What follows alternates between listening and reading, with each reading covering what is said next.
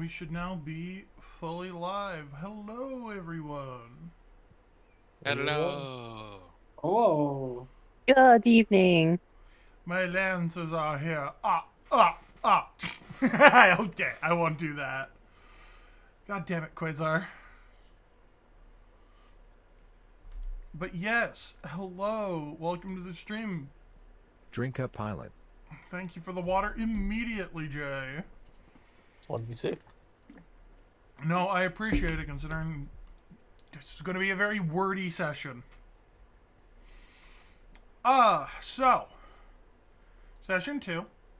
It's been 2 weeks. We're actually on the nose for once. For people who missed the first session, VODs are up for that. I will be trying to be consistent about it and releasing them a week after stream has gone up at least. If not sooner, hopefully sooner. God, I hope sooner. But otherwise, things are generally going to be on schedule. Man, I'd really like to properly not mince my words. You can tell how tired I am. So, last time, to recap quickly, you guys all emerged out of cryopods and onto the ship. You all were hired and picked up one by one in order to take a contract going to start establishing a new mercenary company in this outer reach on one of the outer rings of the known Union space known as the Dawnline Shore.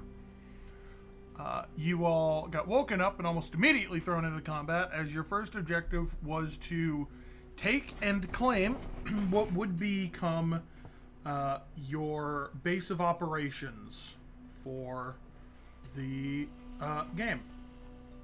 As a result, there wasn't a whole lot of time to get to know people or what was going on. You were given a very brief summary and sort of thrown to the wolves. On that note, you managed to clear it out, even convincing a pilot to stand down, which for the drug-fueled scavengers is a feat. And took your time setting things up. Some people going through computers, some people going to check for traps, triggering said traps, and then disarming the rest of them. You know, normal things. Like you do. Like you do, exactly. And some people starting to try and get their new scavenger friend on rehab. With that, however, we are going to be moving over to the hub, the area in which you all have actually managed to get control over. Welcome to the hub. On that note as well... No, that's the wrong one. Why the fuck did it play that one? God damn it. There we go. So, welcome to the hub. This will be your base of operations. This is currently the sort of pilot/crew quarters. The beds in here are effectively jury-rigged spare cryopods that they've laid out. You guys don't have a whole lot to work with here currently. It's fairly ramshackle. The green squares on the floor will take you to different parts of the base upon stepping on those tiles. I would advise, if you do that, don't be surprised if I don't immediately follow you over, as I want to cover people doing things in this room. Or whatever people go, and then when that's done, we can move on to where people hop to. Sound good? Mm-hmm. On that note, you all have time after things have calmed down. It's been a bit. You've unpacked and sort of started settling in. And this is the first real opportunity any of you have had to just kind of exist without an immediate task to worry about. What you gonna do? First thing I'm gonna do. Oh, go ahead. Go ahead. Alright, we're gonna flip Tell a it again. coin. Know what? We're flipping a coin. Good Heads, start. heads, it's Jay. Tails, it's John. Jay, go first. Ro will speak up to Nicole. My apologies for sparing that one out there. Nicole's sort of going to walk up to Ro. Immediately, the height. Oh. How tall is Ro? How tall is Ro in reality? 5'4", let's say. Okay. Sitting at 6 feet tall, Nicole is significantly a bit taller. She's sort of looking down at you before giving a sigh. Look, it's whatever. I got my kill, and not like there was much of a good payout for them anyway in terms of time. So it is what it is. If you wish, I can talk to the captain about giving you sentence reductions for sparing as well. Whether that's the captain's decision or not, it's not. I'm not. No, it wouldn't be. She sort of like deep in thought for a moment. No, I don't think ISPN would let him. But anyway, listen. How is the guy anyway? Seems stable enough. For context, last time you saw him, dude had the fucking shakes. It's fine. Seems stable enough. Fine. Can I just ask what we ended up doing with him? He's had in the the shakes? base. Like, is he, like, He's in, in the like, a- base right now. You guys basically Did went we- and started going, alright, we're gonna get him on a dare program. Nothing else has really happened since. Okay. That's a Where is loose he? end you guys are gonna have to tie up. He's in the base somewhere. He's in the vents. Red Spine is in the I'm base? he's in the base somewhere. I will say this, he's under supervision. Damn, I So just have normal vision. so he's not roaming around unsupervised in the base. But y'all don't know where he is currently. He could be anywhere. He could be any of us. He could be you. He could be me. He does have a don't token. li- It'll be pretty obvious which one is him. Oh, great. Should we Um, maybe go find him? Up to you. I mean- That's not Nicole's priority. Speaking of which, I can also Yeah, say, well, that's- for the record, when you guys do decide to move out of this room, I can tell you which doors, which is you would know. perfect. You guys, check me watching it just flip. God fucking damn it. Do a flip. I will. Okay, if you want to go look for Oh, me, you fuck. can. I was kind of hoping to look around and see what kind of repairs I can do. Also, do any of you all need help with your mechs or anything? Okay. Kaladin will speak up as he's currently sewing his leg together from a very rusty bear trap. Yep. Ryder needs some repair. It seems that the world data given to me was wrong, and I've added too much weight into the legs. Oh. So, yeah, I don't fix people. I'm sorry. Cal stops, looks over. Ryder is the suit. My leg is my own problem. Oh, gotcha. I thought you were referring to yourself in a very awkward third person. That's fine. However, if there are adjustments that need to be done, I can definitely go get some of the schematics and work on that. As long as you're okay with that. Some people can be very particular. You'll see Kaladin reach into his pocket and pull out a couple data cards. and walk over to you and hand you one of them. These are Oh. the suit specifications. What was changed Awesome. prior to now. Oh, okay. All right. And then he's Well, then I'll gonna- take that as permission. Yes. Kaladin will then turn to Nicole, and here is your kills confirmed for the previous engagement. 5 confirmed, 1 assist. I was keeping count, but not bad. Thank you. Listen, what was your name again, kid? My call sign is Grimoire. Grimoire. All right. Well, appreciate it. I guess she's gonna sort of hesitantly take the data. Right. Do you record these for fun, or is It posting helps with online? So... Yeah, go on. it helps with keeping mission parameters in check. Fair enough. Mine does it automatically whether I want to or not, but fair enough. Anyone else got recording shit? I mean, I don't tend to take that stuff unless I absolutely need to, or it's appropriate for my suit. However, if you need anything else tweaked for yours, I'm more than happy to do it.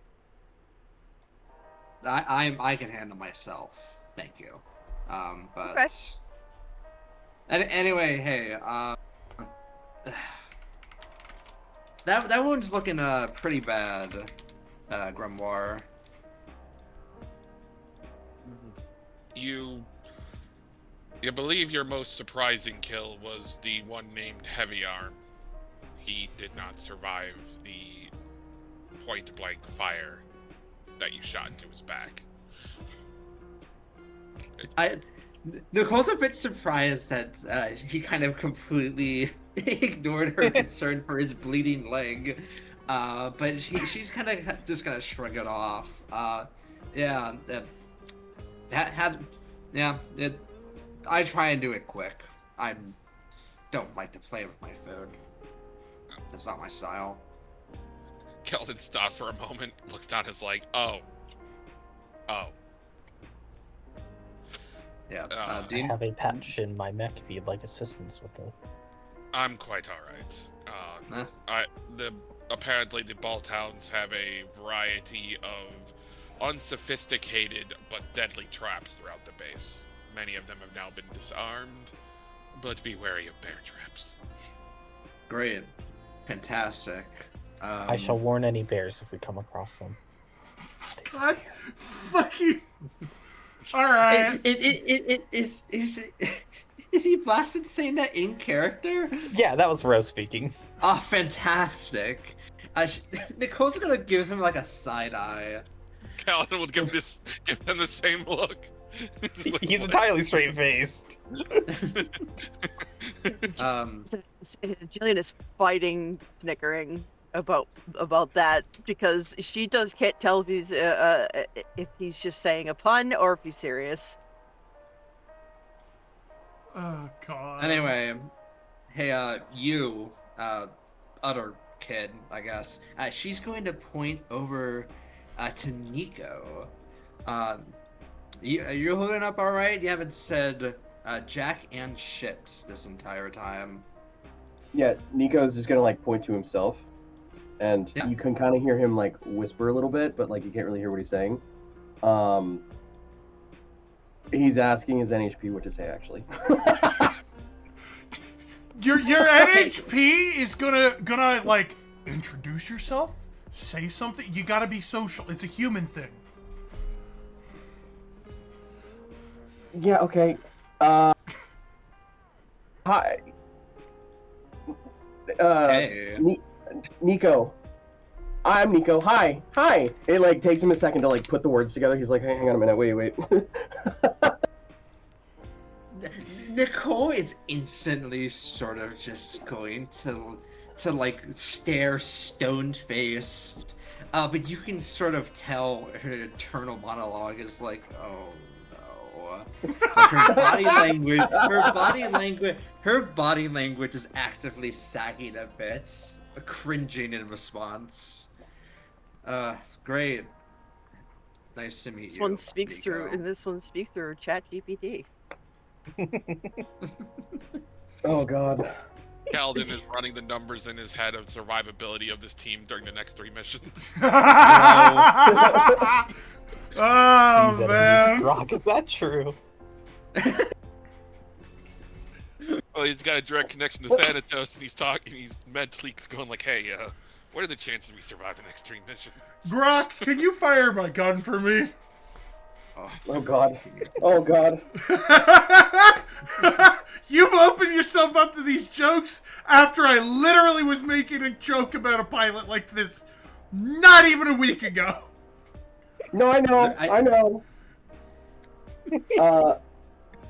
So after like how to put this? So after after reciting his name, Good job. he completely oblivious to the changes in everybody's posture. He just kind of like shifts his gaze back to the floor and like kind of shuffles around the room looking for some like a coffee pot or some sort of like stimulant thing. There is a fridge. Oh, actually, there is a which- fridge here. Which way so he's gonna walk over to the fridge and open it up. But which way I guess what's at which entrance, because he's So- probably going to after checking the fridge, he's probably gonna go try and look for that guy. So, the 3 doors are as follows. Just next to you guys here, this is the doorway kind of further into quarters areas. This is for rooms I haven't quite finished mapping out yet and haven't been pulled up yet. Things like the med bay are going to be there, but you don't have one set up at the moment. But the biggest thing is through the corridor is the way to the command bridge. Which is where your general has set up, among other things. Effectively, that is the nerve center through that door. Up this way is into the general supplies stockpile. So your storage of a lot of different things is over there, at least right now of what has been hauled off the ship. Though you noticed there wasn't a whole lot of supplies to begin with actually coming off the ship. And finally, on the far end of the room down here is the entrance to the mech garage where all of your machines are currently situated, and also the main way out of the building. Okay. Cool. So Nico, checking the fridge for coffee, or any sort of any comparable stimulant. There is no coffee in the fridge. There's a few random things, mostly prepackaged snacks, basic sort of stuff.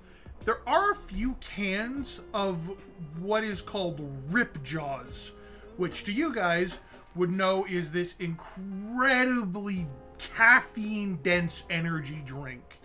It's kind of like chugging 3 Red Bulls, 2 5-hour energies, and a White Monster for good luck, all in one Clint can. would love this. This thing is a menace. It will bolt somebody awake on the spot, and they are highly addictive. At least one person in this facility uses Rip Jaws to make sure they stay awake. Do any of them have names on them? Nothing in there is currently named, though one of the cans of Rip Jaws, which appears to be a quote Cradle Classic flavor, has some tape on it with an angry frowning face doodled onto it, probably claimed. Okay, then I guess Nico's gonna grab one that doesn't have an angry frowny face on it, and then probably we'll start shuffling towards the mech garage. All right.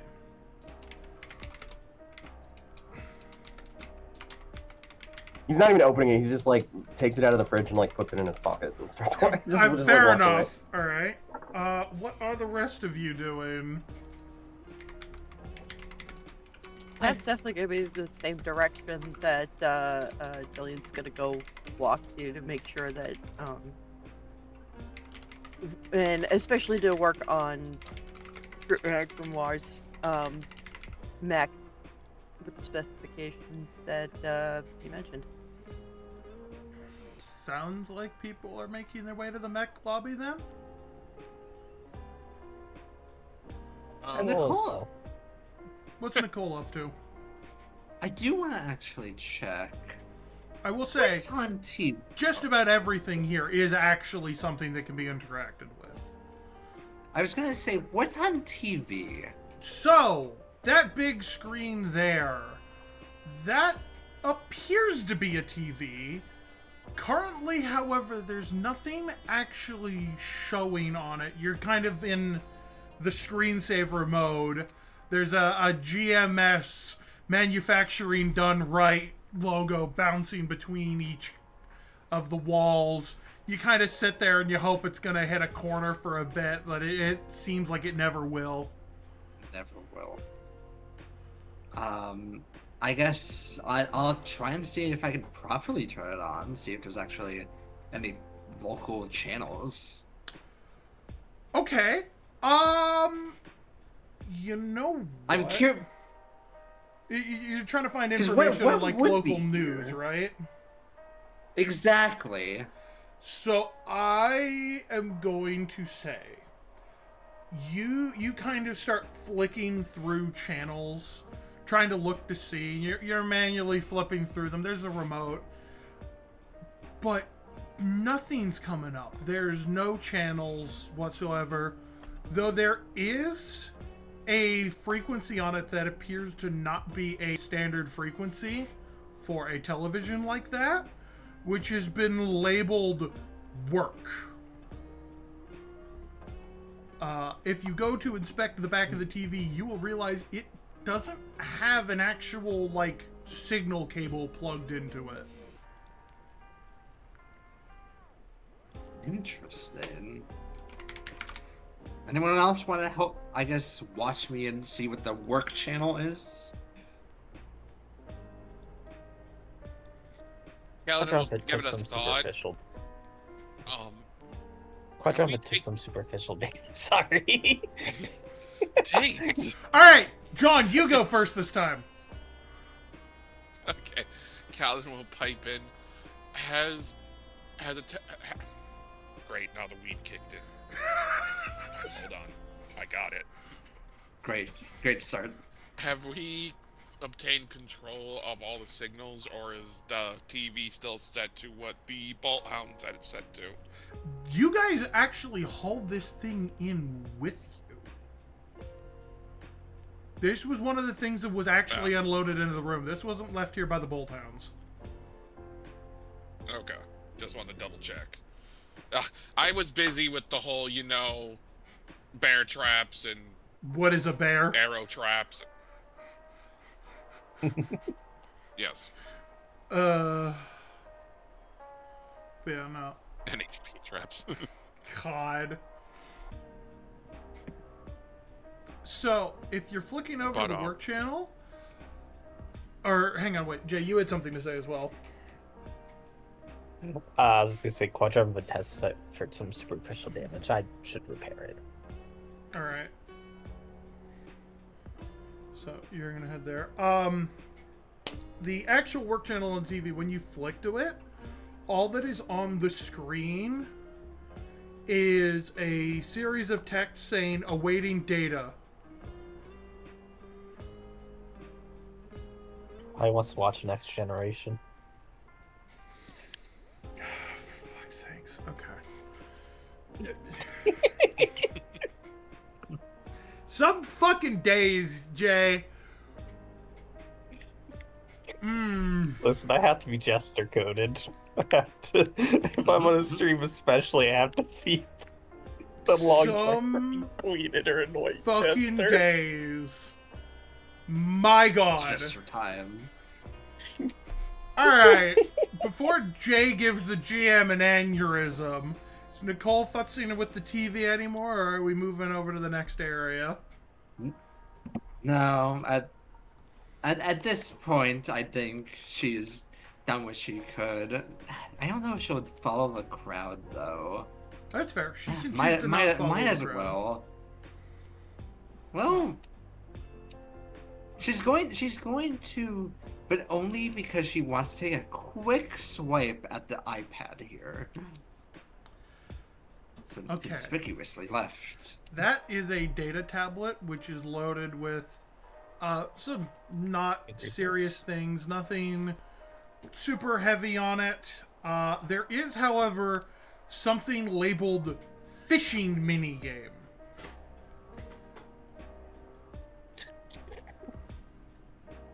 Nicole is going to debate whether her long existence in the hellish prison allows her the joy of a fishing minigame, before deciding to just sort of put it down reluctantly. You're just She- putting it down, you're not hitting the fishing minigame.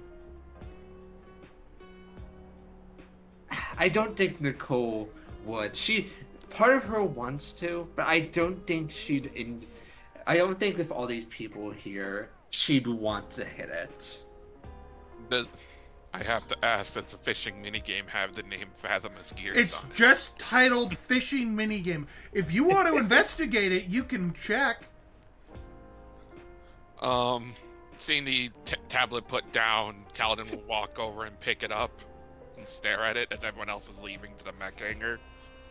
And Okay. then take it with him as he goes instead to the command deck to file the mission report. Okay. So he's The going to music go there. stopped. He pocketed it. We're good. Anyways, so continuing on, let's go over to the crew now headed over into the mech hangar.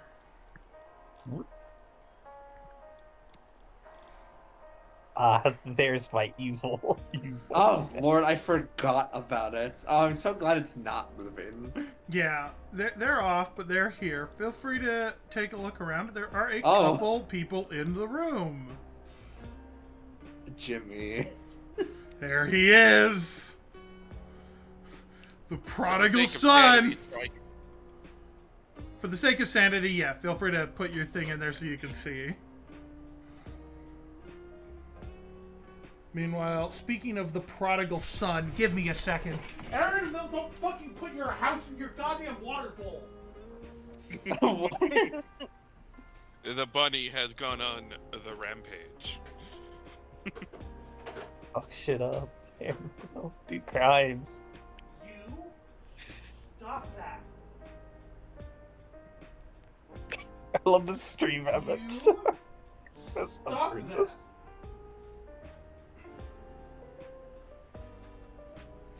I have punished him by picking him up and holding him like a hamburger for a moment. Hi, Christ. Sorry, my iPad baby decided he's gonna have a fucking tantrum. Wants his Well, iPad so You're not much. paying attention to him. You Not have there. food, you have water. It's fresh. Fucking. You know what? I know you're complaining about. Here. Take that. There's some food. Come on, baby. I gotta work. Alright, bunny distraction aside. It's time for the actual prodigal son of the session.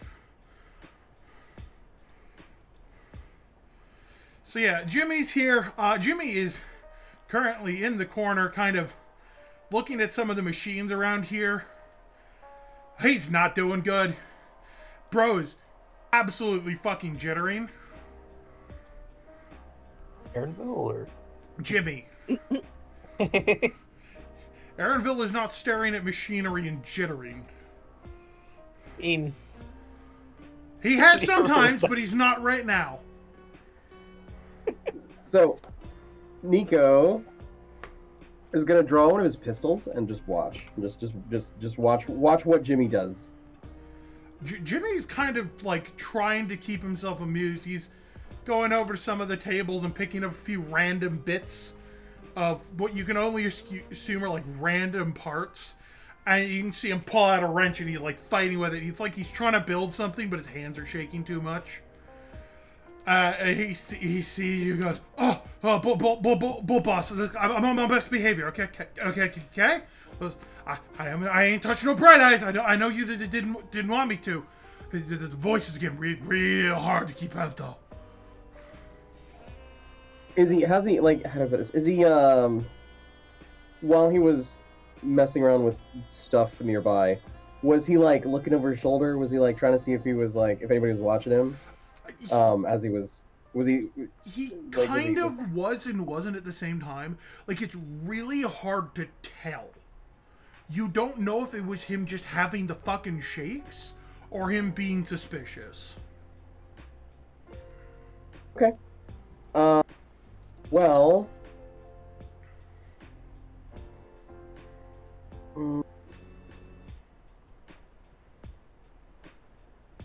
Nico's just gonna, like, flash him a thumbs up with his, like, spare hand. And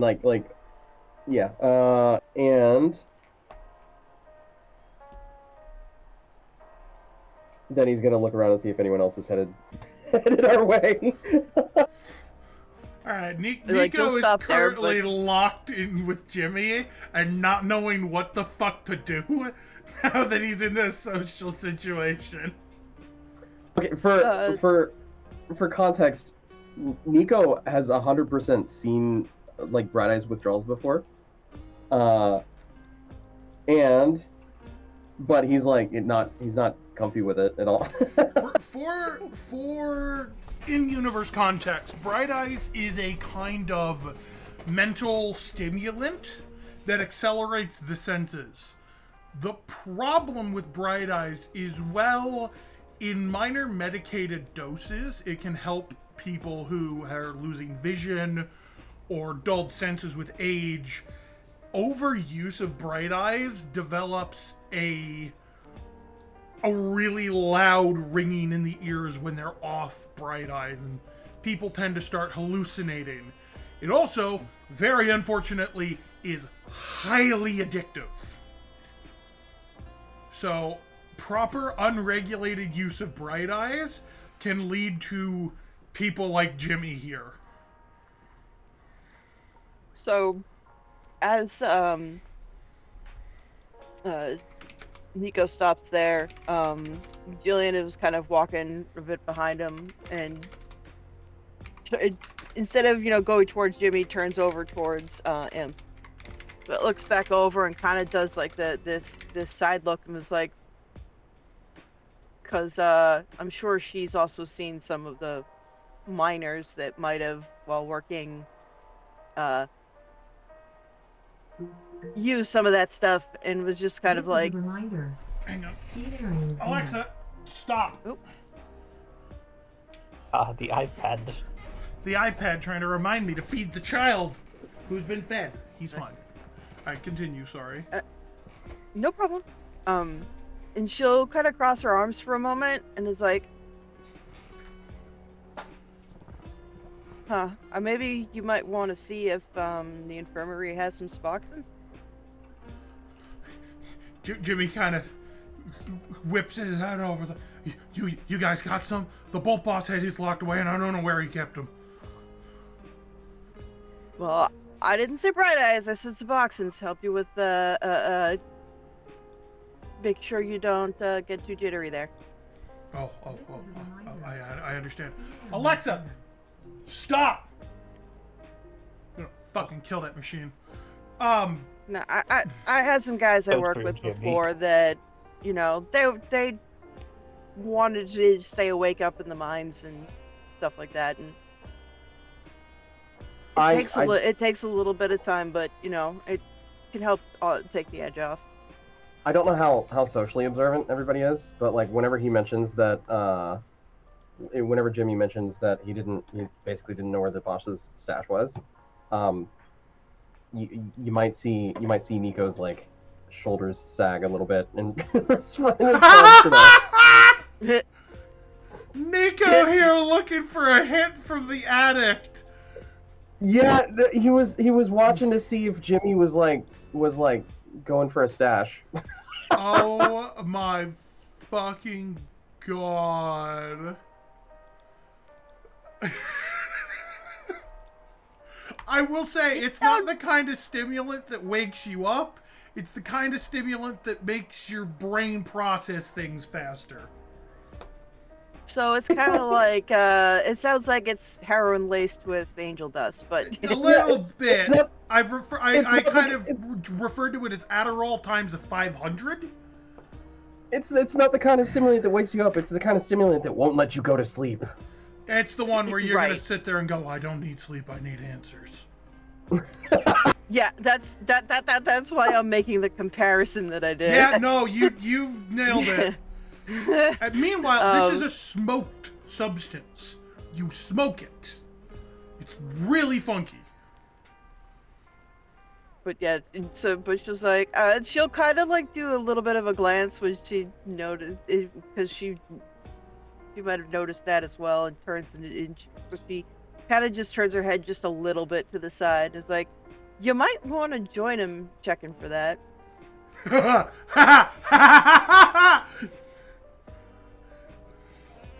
Oh god.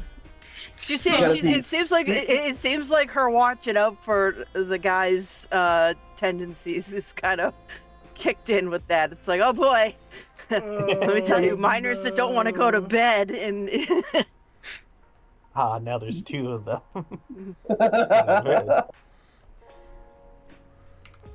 Right. Well, if you don't mind, boss, I need to go keep my hands busy.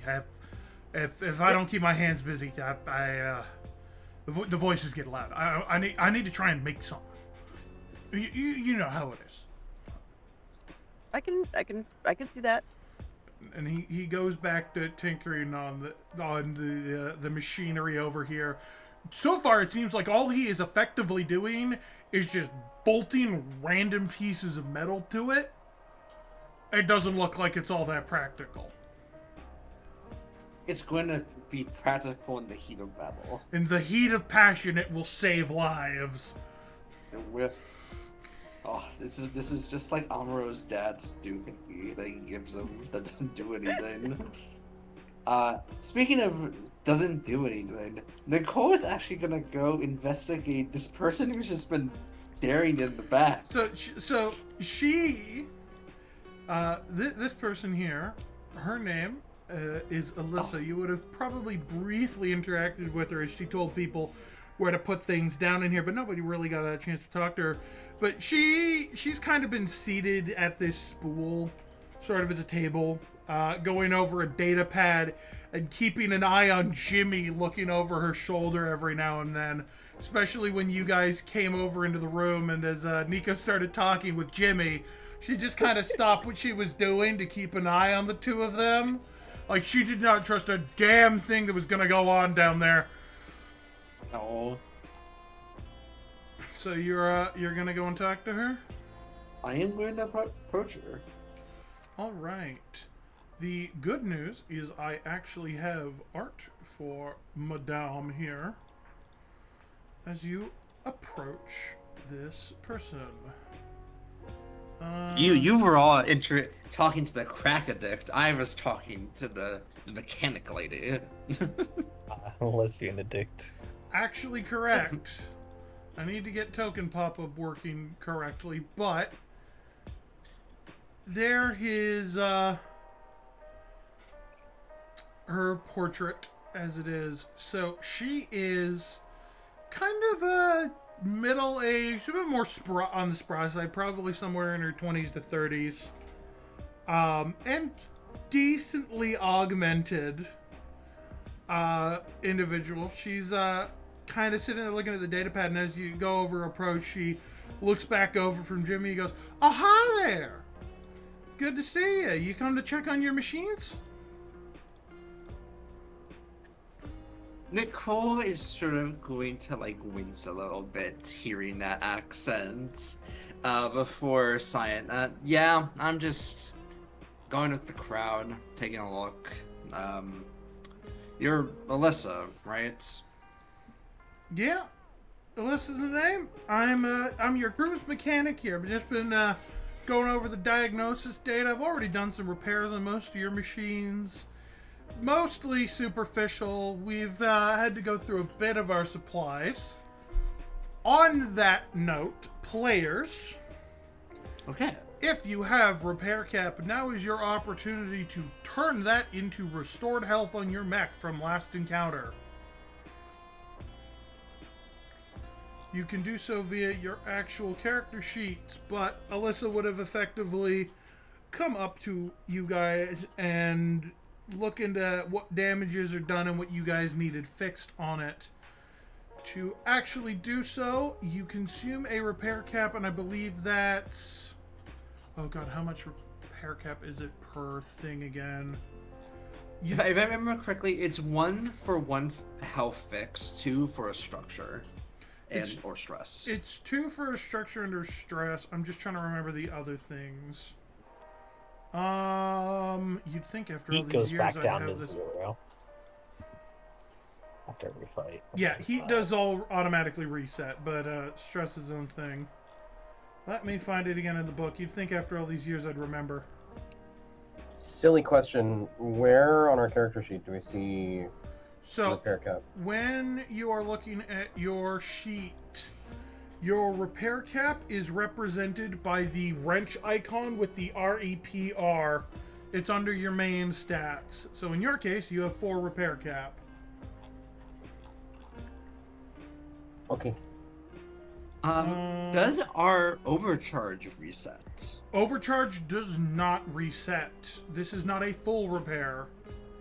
I see.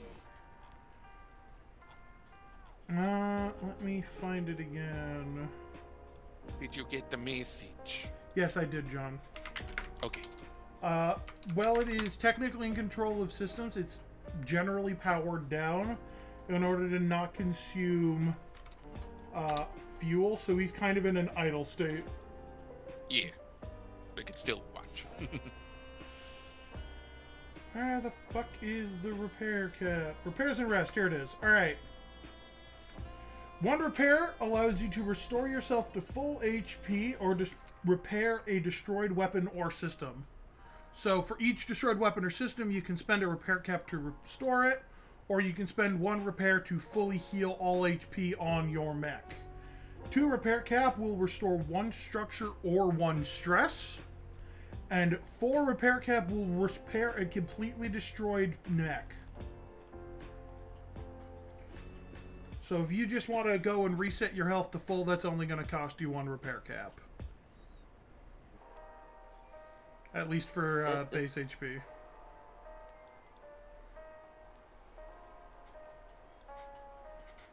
How do I decrement my repair cap? On your sheet, you should be able to...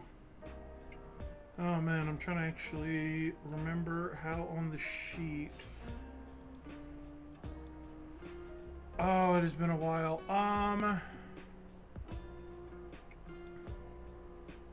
Go to the status section, you can do it.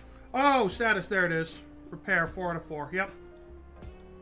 So there's the loadout tab and the status tab. Ah, thank you. Yep.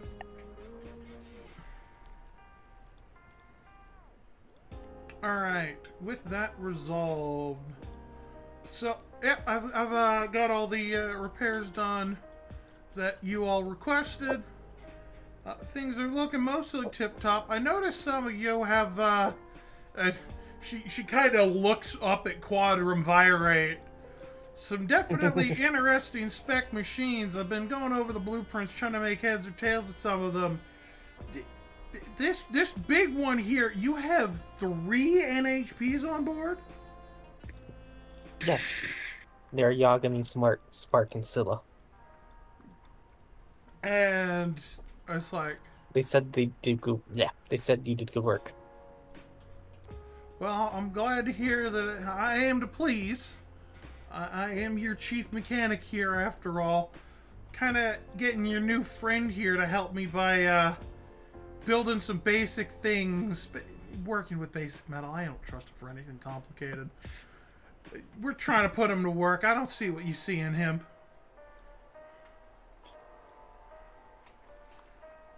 Quick question: there were blankets on those kind of like cryopod bed type makeshift type deals, yeah? Yes. Okay. Okay. Nicole is going to sort of like look at Alyssa before shrugging. Well, he lives, so deal with it. Let him live his life. Oh, Not everyone has that luxury. I ain't judging. Just was curious as to the new addition is all. Right. So after Jillian looks around and notices that, all the superficial damage is taken care of, she'll kind of turn around and give him a pat in the back and go, "You're looking good, hun." And turns around and comes back and will come around and goes, "Yeah, you really did do a good job. This guy, though," and points to John's mech. I don't know if you noticed, but there was some... Actually, here. She'll come over and pull up the data card, the data card on John's mech, and brings up the issue with the legs.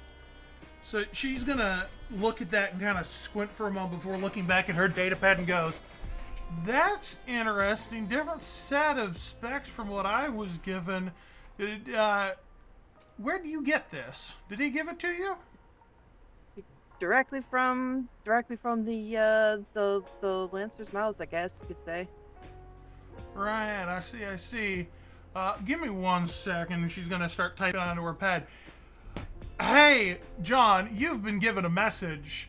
Just confirming that this spec correction is indeed something that Calvin wants to have happen." Calvin, look at the data pad he's now carrying. Type back. Oh, Yes. This is over your own communication. The data pad that was on the table is a different data pad. That's gonna be funny to work with. I'll message back that yes, that is correct. The planet data was wrongly communicated, so added weight caused severe movement issues during freezing combat. All right, she messaged back. All right, I'll make the change. All right, we're all set. I've just got confirmed that is what he wants to have happen. So we are going to go and make that all right. Shouldn't take me too long. It's a simple servo tweak and a bit of reduction in extra armor plating. That's exactly what I was going to do, but if it looks like they have you assigned to that, unless you also end up needing an extra hand. Hey, if I ever need an extra hand, more than happy to get assistance, but right now I'm kind of killing time. Not a whole lot of projects to work around here quite yet. Still waiting on the chief to finish settling down. Settling down? He's been restless. He's he's eye for detail. He's very details-oriented man, and if everything's not right, then he gets real restless. Something about some PTSD from last time he took his eye off of something. He's never quite fully told me the story. He really gives a slow nod and is like, "Trust, I understand." Anyway, but all right, yep, that's fine. But yeah, like I said, if you need something, just ask. Melissa gives you a thumbs up, and she looks back over at Nicole and is like, "So what can I do for you? Need anything?" But I was just, again, following the crowd, but I wanted to ask, since you brought it up, this outfit, you, the captain, everyone, how did it start? No offense, I only got the briefest rundown when I was, let's just say, hired to be nice.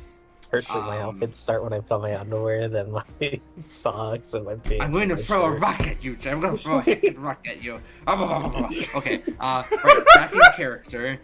Alright, back in character. Yeah, I just want...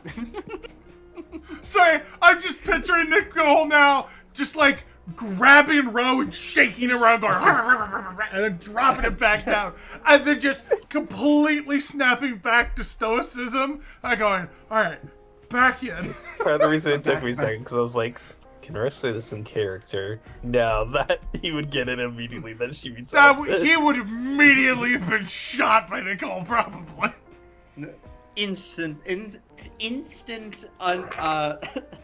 Instant lobotomy. Oh. Time to reroll. Time to reroll. Anyway, yeah, listen, I just need to figure out, this is more curiosity. This is not, in my pay grade, I don't care, but what's the deal with the Cobalt? Cobalt Blades, right? Yeah, That's me out of yeah, it is out of Cobalt Blade, character yes. saying it. Okay, wonderful. Well, that's an interesting story. So, we've still just kind of getting established. You're really our first team. I'm one of the founding members. Theodore more or less picked me personally. Me and him have a bit of history. We go back a bit. Not a huge amount. I've had a run-in with him a couple times. I used to work out on the Long Rim mainly, but I had some run-ins to him. But he mostly came around looking for a skilled engineer capable of working on ships and chassis, and I got recommended. Supposedly he had just been laid off his job at the time and was looking to get something started that wasn't working for a big corp. Wasn't too much a fan of them, but man's got his own ghosts to chase, we'll say. As it is, he decided to form the Cobalt Blade here and got things out, and he started going around reaching out to just about anybody he knew in order to hire them and look for people that might be appropriate for his team. In fact, if I remember correctly, he went and chose each and every one of you personally. What? So I've heard. I don't really know where he figured out the contacts for that, but that is what it is. Your previous outfit, your job. Sorry. Let me guess. ISPN? She seems to have sort of sly, dry smile. No, not actually. I worked on some of their ships. I had training for most of the usual shipping routes. But I was a contract worker at a more civilian shipping station. Kind of repairing anything that came in, fixing them up, tuning them out. Nothing super heavy, no big corp work. I was born out on that station, raised there. I was starting to get a bit bored out there, though, so I took the chance to travel a bit. It's weird being on ground, though. Still getting used to the gravity thing. You see Nicole actually relax a bit when she confirms that she wasn't ISPN related. And then that, even if the accent still throws her off, she feels a bit, at least slightly more relaxed as Nicole reasonably can be. Nicole going and assuming that the accent equals, oh, you're a trucker. You're IPSN. I hate you. To be fair, speak awful. To be fair, 3 out of 5 times we've played Lancer games, an ISBN character has had a trucker, country accent, and part of me, I realized as I was saying it, oh wait, every single ISBN member wouldn't sound like that, but it was too late. No, that's really funny. That's just Nicole's predisposed to assume that a trucker voice is, oh, they're with IPSN. God damn it. That's really funny. But right. Oh, that's good. So no one hears. I mean, I figured we wouldn't be big corp here. Well, that's good to hear. I guess pleasure working with you. She doesn't extend her handshake though. Her hand though, just kind of gives a wave before immediately going back at the Hainer. She's gotten what she needed, which was just make sure makes her mech a isn't actively friendly exploding. nod towards Nicole, figuring out, and looks back over at Ro, who's currently over next to her. Is like, anything I can do for you either?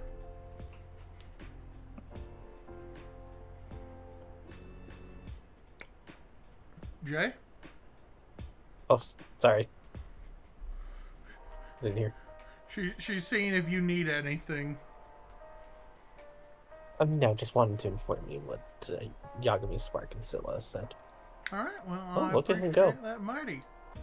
Thank you very much, and I'm gonna get to work here figuring out what I need to tweak on this machine here. She gestures to Ryder before sitting back down at this sort of makeshift table she's got going and scrolling away at her data pads.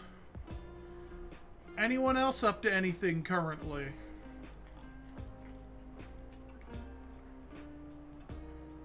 Seeing that everything looks good, other than kind of looking around to see if anything else needs to be fixed, or actually no, she's gonna stop for a moment and go and think to herself, I'm gonna go look for the infirmary. Sounds like a good I need plan. So, on that note, we are going to cut to Wait. John. Because Sorry, as everybody's Mhm. as everybody's leaving, Nico kind of like leans out from behind his back and just like out loud, "Are we leaving? Are we leaving? I think we're leaving." And then like,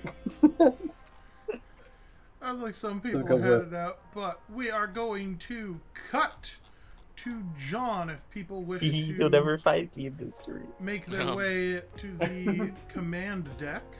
Oh, there you are, Jay. I would like to say that Kellen also makes a quick pit stop at the unwritten medical bay to So, finish bandaging. so we're gonna hit you two in the square in the jaw with something. There isn't a med bay set up yet. Ow. Oh, so I'm just bandaging. I'm putting bandages on my leg as I'm walking. Like, there is no proper infirmary set up yet. That's one of the things that is still work in progress here. Moving is going procedural. Okay. So, So- welcome to the command bridge.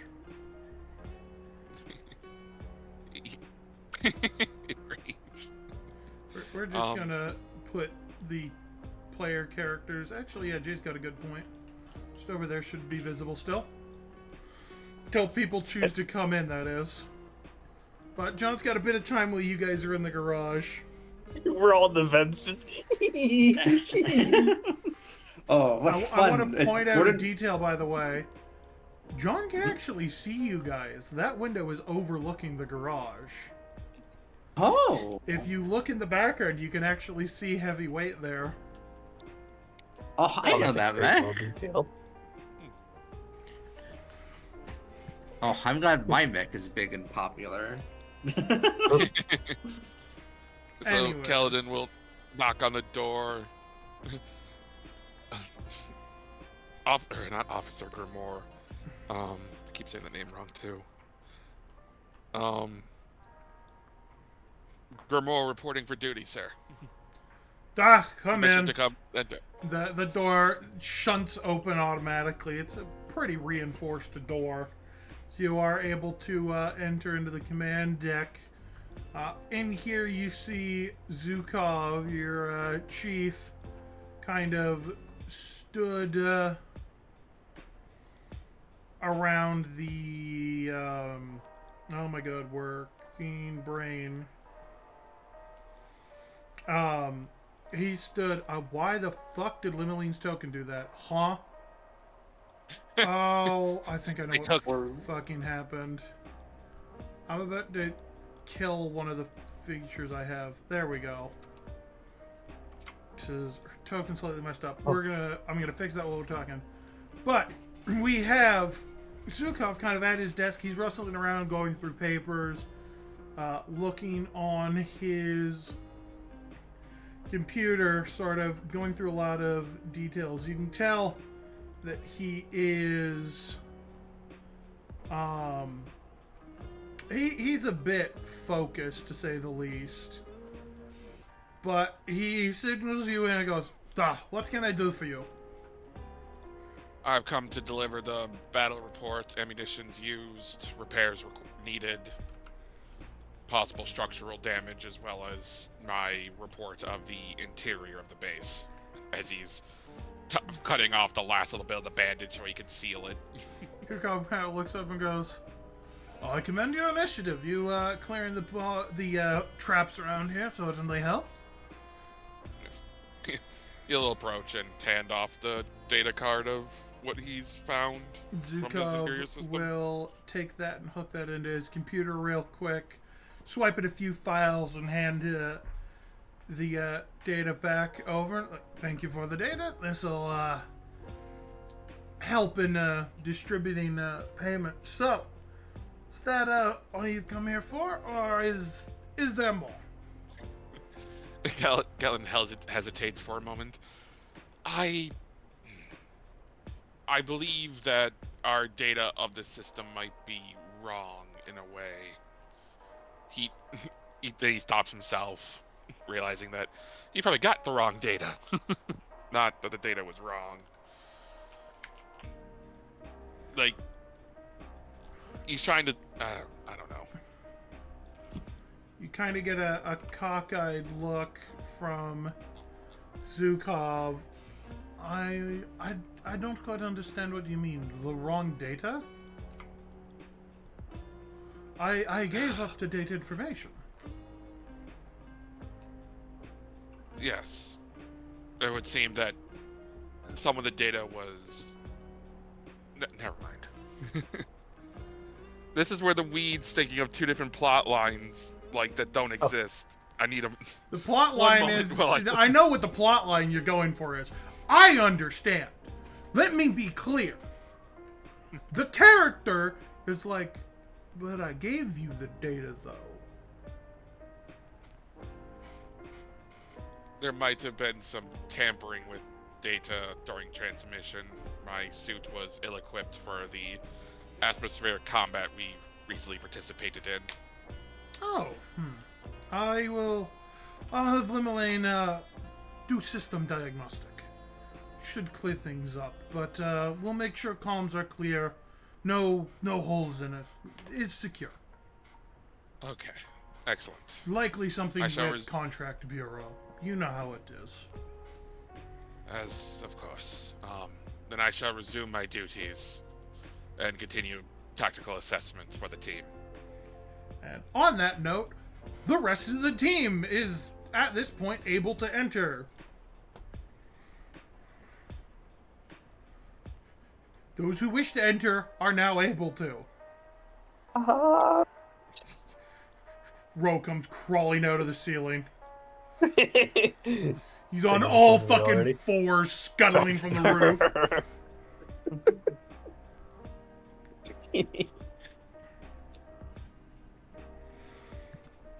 So, I think Nicole would enter the room. all right. Yeah, I mean, at this point, since Jillian doesn't really know where this supposed infirmary is, would just have popped in anyway. Infirmary in Find here? out there is Okay. one. And apparently Nico's just along for the ride. He's like, huh? People are leaving? I'll follow them, I guess.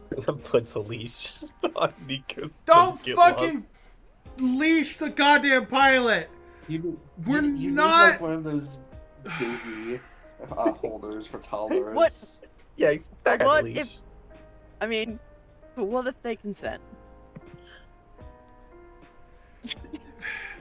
Terrible. Joey awful, just terrible. got back, and you fucking, while he was away, go, oh yeah, I'm just gonna put a leash on Nico. It'll be fine. No! Joey was here, but no. No, Joey had Look, stepped it's a away, and they backpack came one. back What's after. this? I'm watching chat. Oh, so they did. Well, I was. Wait, no, I said I had to step away for a second when Nico was off I screen. know, So that was it. and I heard that, but it was just really funny because everyone's coming in, and I made a comment of Nika's probably come along just because Nika was like, oh, everyone's leaving and followed. Jay goes, yeah, we're just gonna have to put a leash on Nico, keep it with the party. Just, god damn it. Honestly, that would probably be for the best. No! Oh. Out of character. Out of character. Oh, but- I know! I know that was out of character.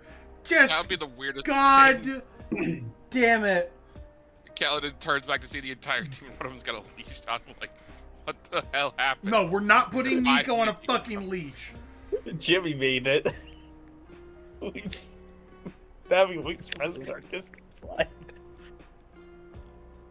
It's great therapy for her. My gosh. Kaladin looks to you all and is about to perform a salute, then stops and thinks about it for a second, and then puts his hand back down.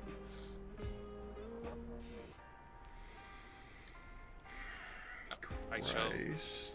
leave you all to your work, I guess. And he'll just move past and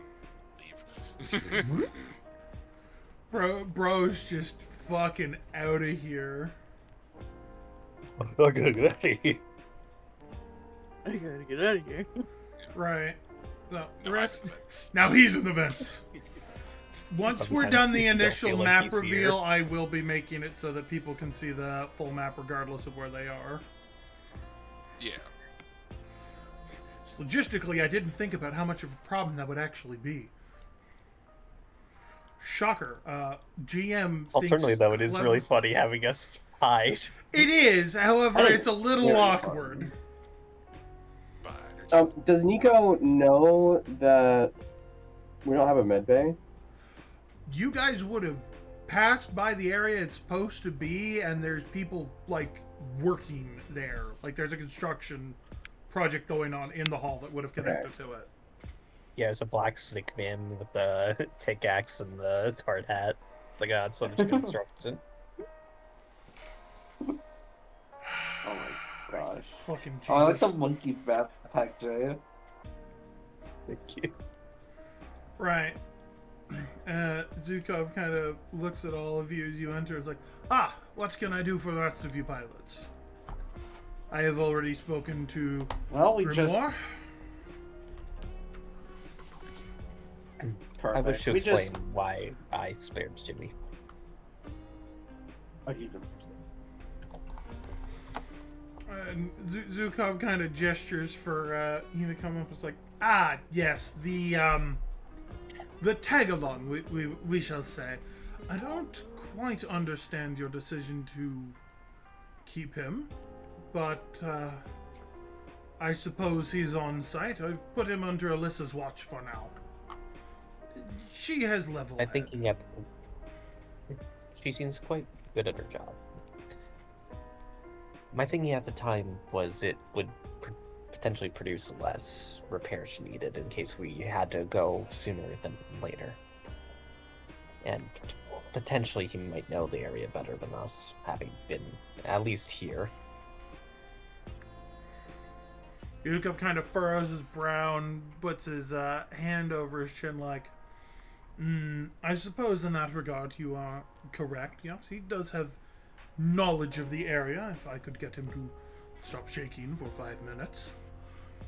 But So, if you don't mind me saying, I haven't seen if we have any med bays or infirmaries set up or anything yet, but some of the men that I used to mine with, sometimes they decided to, take certain things to try to improve their work performance. I usually had to keep the boxes on hand for that. Make sure that if they did try to do that shit, that we kind of wean them off before it became a real problem.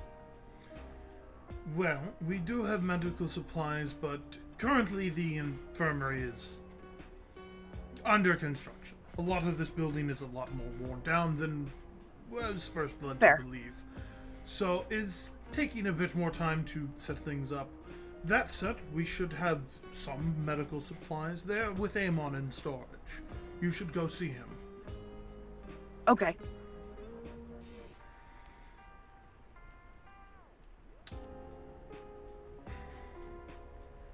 So, with that, Zukov is gonna look over at Nicole and is like, "You wished to say something? I heard you start before this one approached me." Well, no, of course. Well, I just wanted to actually say hello. I know last time we actually formally met was under the best circumstances for me, or flattering, I guess. So I just wanted to kind of reiterate or double check my contract here. Since things were a bit out of my hand at the beginning. So, where the outside of the usual context per mercenary job, what's to be expected me of here, Commander? Is this going to be anything similar to my? She's gonna like look back at the others before looking forward. Previous assignment, for lack of a better term. Zukov looks firmly at Nicole and goes, right, well, I am aware of your circumstances of hiring. Was not exactly my call. Ironically, Amon was the one to suggest looking in your region for a line of work to finish out our roster. But, how do you say? I will do my best to make sure you are fairly compensated. I know circumstances withstanding, it is not ideal for you, but you will not only have access to a wage, albeit for resources here, but you will be able to serve off your sentence either via those wages or by making sure contracts are completed on time. So long as you continue to do that and perform admirably, we will have nothing but good things to say to your contract holders. Well, that's better than the last job. But you mentioned a name, Amon. Not familiar. He is our head of security and also our armory management. Me and him have some history back in an old conflict. I trust his word and advice on matters such as these quite highly. He said that your particular contract holders and where you come from, you have quite a lot of combat expertise amongst them, and when I went to speak with your contractors, they suggested you. That explains a bit. She sort of like, she sort of like bites her thumb a little bit, sort of stimming before stopping. Well, that's about it. I'm going to just, I guess, check out the storage. Let me know if you need me for any missions. Am I good to go, or? Yes, you may go.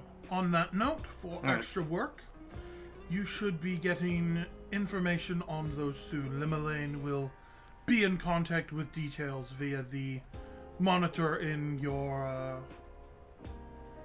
what is the word again? And he stops and he has to think for a second. He goes, crew quarters. That's it. Common area. That's more accurate. What?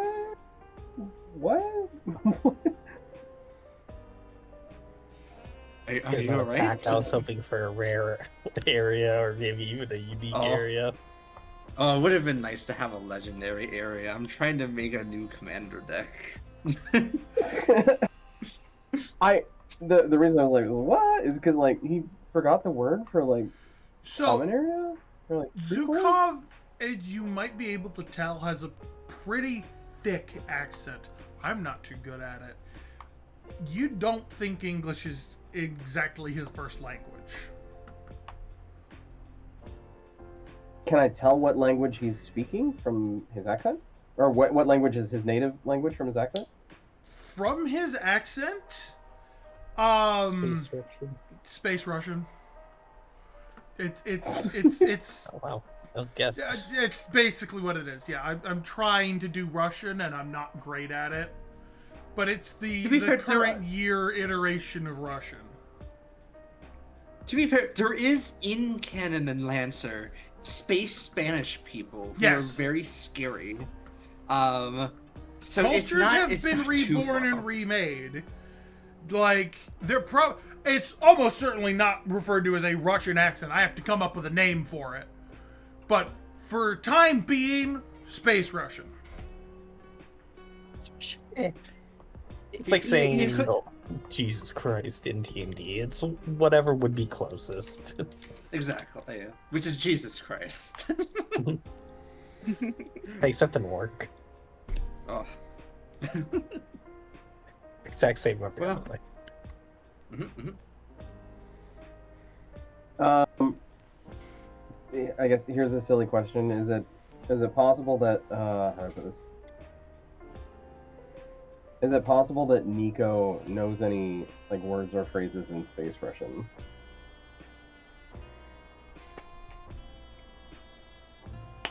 Particularly like terms of endearment or like chummy nickname type stuff or like I would want a relative check in order to see if Nico actually knows anything of that.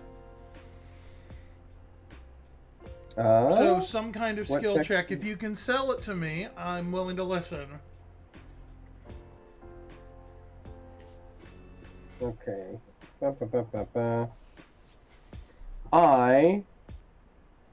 Where's my? Here we go. Sure. So I'll do a show off check. Okay, 'Cause so you want to show off by knowing some of his native language. Yeah, I would. I wouldn't. How do I put this? If his personality is like stilted towards towards trying to be a show off, then I wouldn't put it past him to like try and learn a couple of like words or phrases that he could show off with, that he could showboat with. That's believable. All right. Um, I will say that role can apply. boop, we're doing it. You know a couple. It's not the cleanest. You can't super hold a conversation in it. You have more ability to understand it than you do speak it. The Okay. kind of I can understand more when people are saying it to me, not so much me say it back to them. But you should be able to say something to him. What are you wanting to say to him in his native tongue? I was actually looking to do another check. Instead of that, I was looking to try to charm him, to try and see if basically to ask him if there were, I guess, Sure. what the most unexpected thing was that he found when they were moving in. Yeah. Sure, go ahead. Give me a charm roll. Like any drugs. Just off the top of my head. Yeah, I mean, you know. Ooh. Nice roll. Your +6 in charm is kind of getting you over the line. Zukov's gonna kind of squint at you and go, that little back like leash, it's the goddamn. kind of look of, you speak it, okay, and he'll respond back in the same way, and this is from your understanding of it. So this is not what he's actually saying. This is what your understanding of the comprehension of this language. Perfect. Is he says, "Oh God, I'm trying to think. What would he have? What was he be saying out of 10? Didn't know you spoke. Perhaps bear."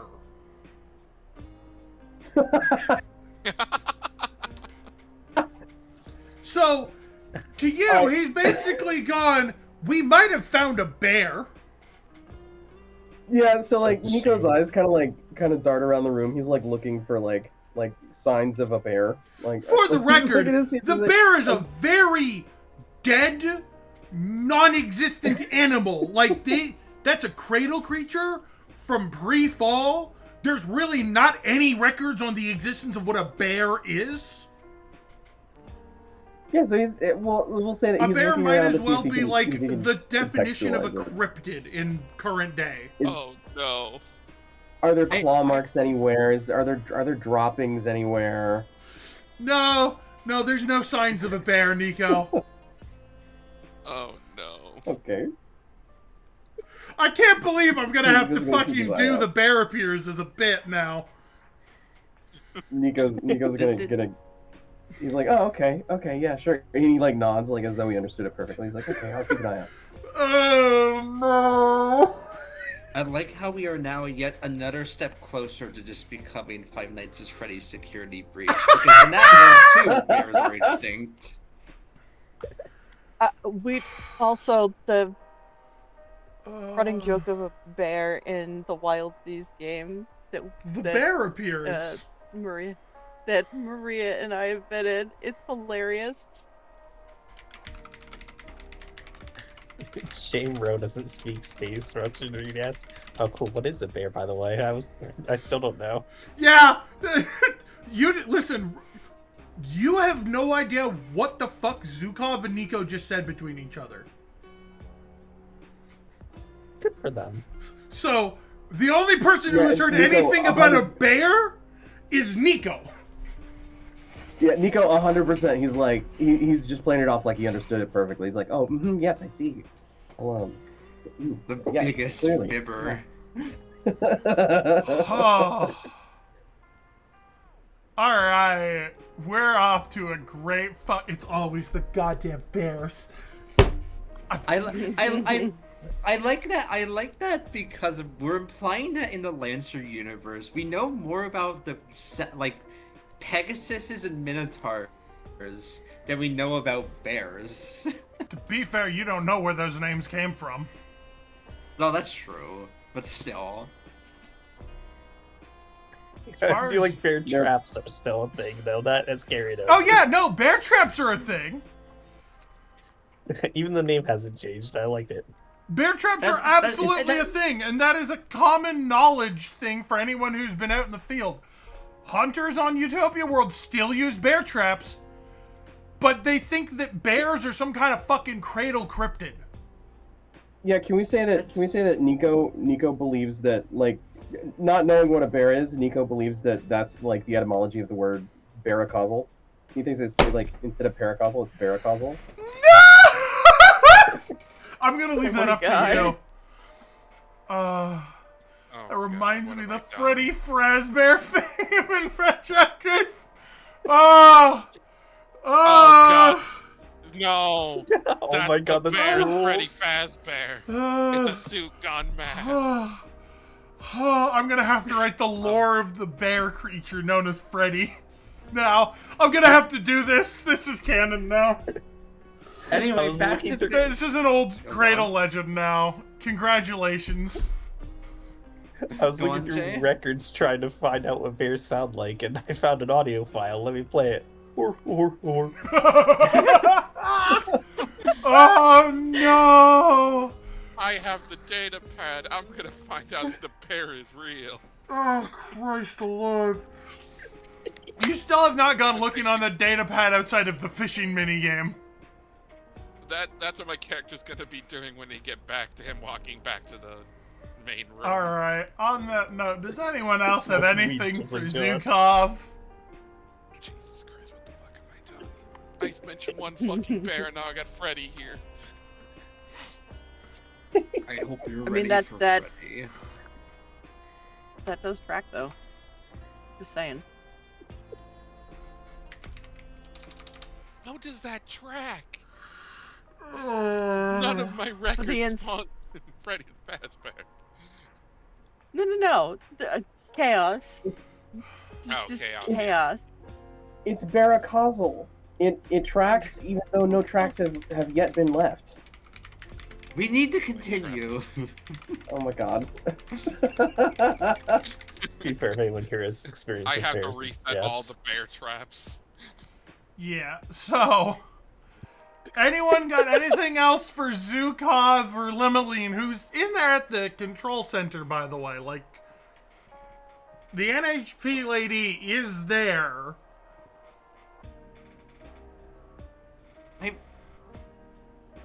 I feel like Nicole would give her like a wave, but probably just still make her way out because she has a security officer she's curious about.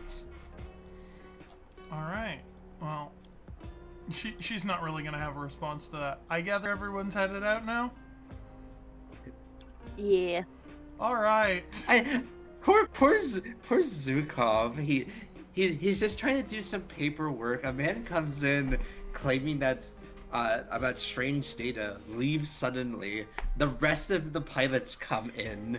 Nicole has like a normal-ish conversation, and then he gets like Russian flirted with. Oh no. It was a Russian taunt. Yeah. That's why Revolver Ocelot kissed Snake. It was a Russian taunt. Are there? I have to ask, since we're in the next room, are there any signs of what Nico might understand as bears?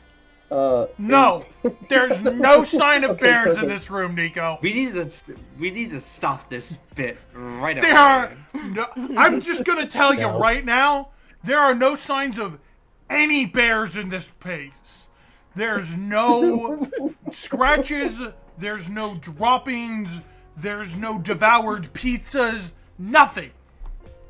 My Oh, God. God. They're getting better at stealth. The TV's gonna be our cameras. Someone on the cameras, quick. Very large, almost looks like potential bear nose marks of cocaine anywhere. No, there's no cocaine. We're not Well- we are not acquiring a bear and putting it on Bright Eyes. I was gonna Oh say, we'd my have to find God. the boss's stash to know if there's cocaine or not. We go to This is find the side quest that I didn't know I every needed. case stash of Bright Eyes. There's just Freddy in there. You know, when I'm like, all right, here's the narrative session.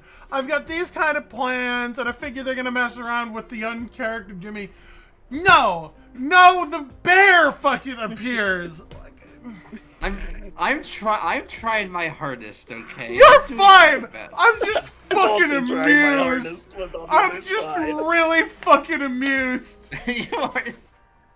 we are enemies, Jay, right now. Oh. You are. I I am anti-bear. You are pro-bear. I am 100% telling the group this weekend that this occurred in the wild season.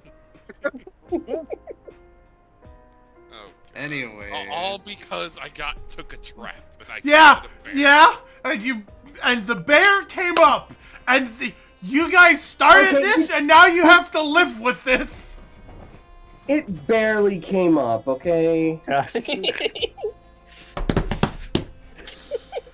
Anyway, We're getting Okay, we're losing track. We're going to the security room. Fuck all of y'all.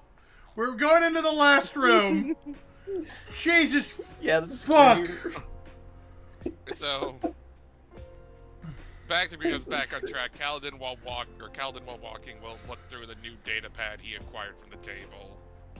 Just see So, what's on it. if aside anything from relative. fishing mini game, as you're slowly making your way back before the rest of the party catches up to you and kind of sequesters you off to the storage area where Amon supposedly is, along with, you're able to find that the data pad has several entries on the Crony system, which from your contract is the system you are currently in, as well as what appears to be a series of details on different factions in the area.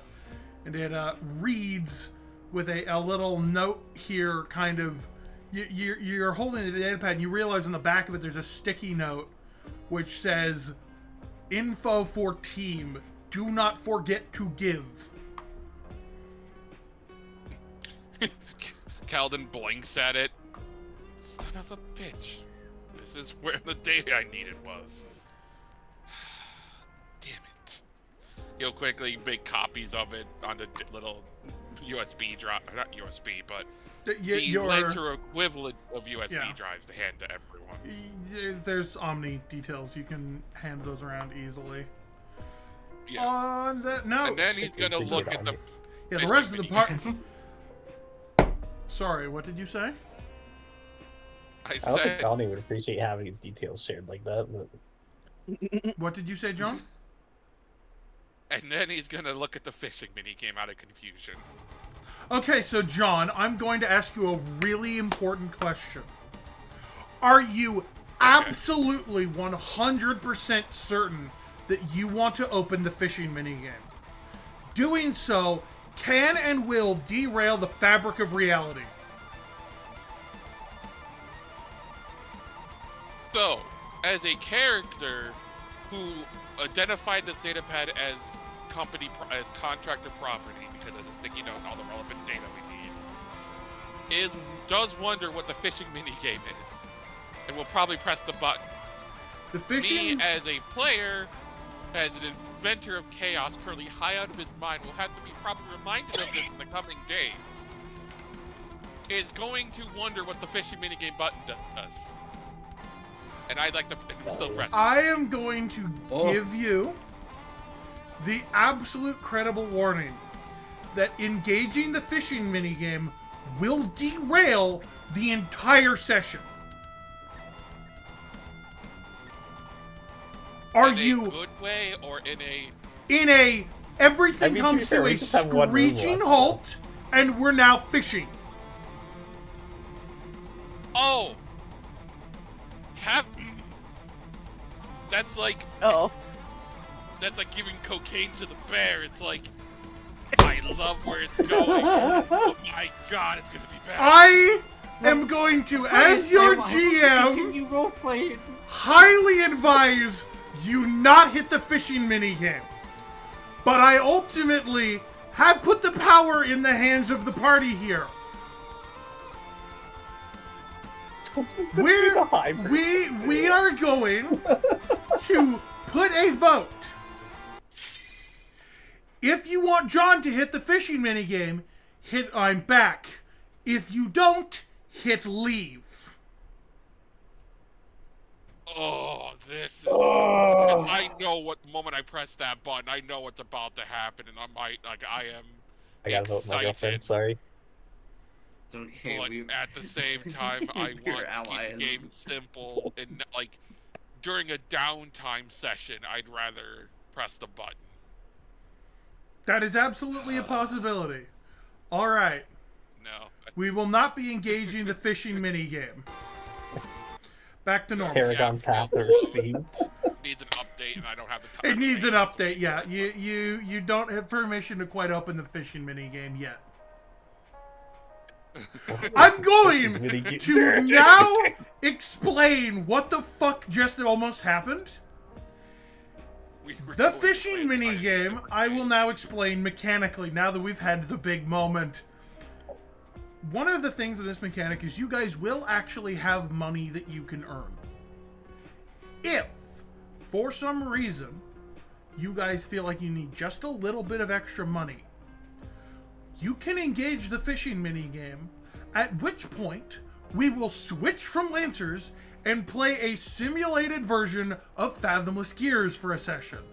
Yeah. Depending on your performance and such, with pre-made characters, we'll then give you mana to use in-game here. I will not allow this often, and unless the entire group is okay with it, the fishing minigame will not work. But this is an outright option where you guys can just say, fuck it, we're gonna chill in the base for a bit, and we're gonna go fishing. This is the scariest thing I've ever seen. And I wanted to make this the most. I have put you on the spot. Do you wish to activate the fishing minigame? I have had this planned for months. I would like to clarify, I recently participated in a Fathomless Gears game, so I knew the moment the fishing game minigame was spoken, I was like, that's a game switch. That is not a... That is... I closed this Foundry session and opened another one. Yes, and I was like, I would probably be the one to press that button. I'm like, but it shouldn't like, we only just started this campaign. We're not derailing this right now. I was almost certainly going to veto it, and as I said, unless the entire party agrees, we are not fishing minigaming.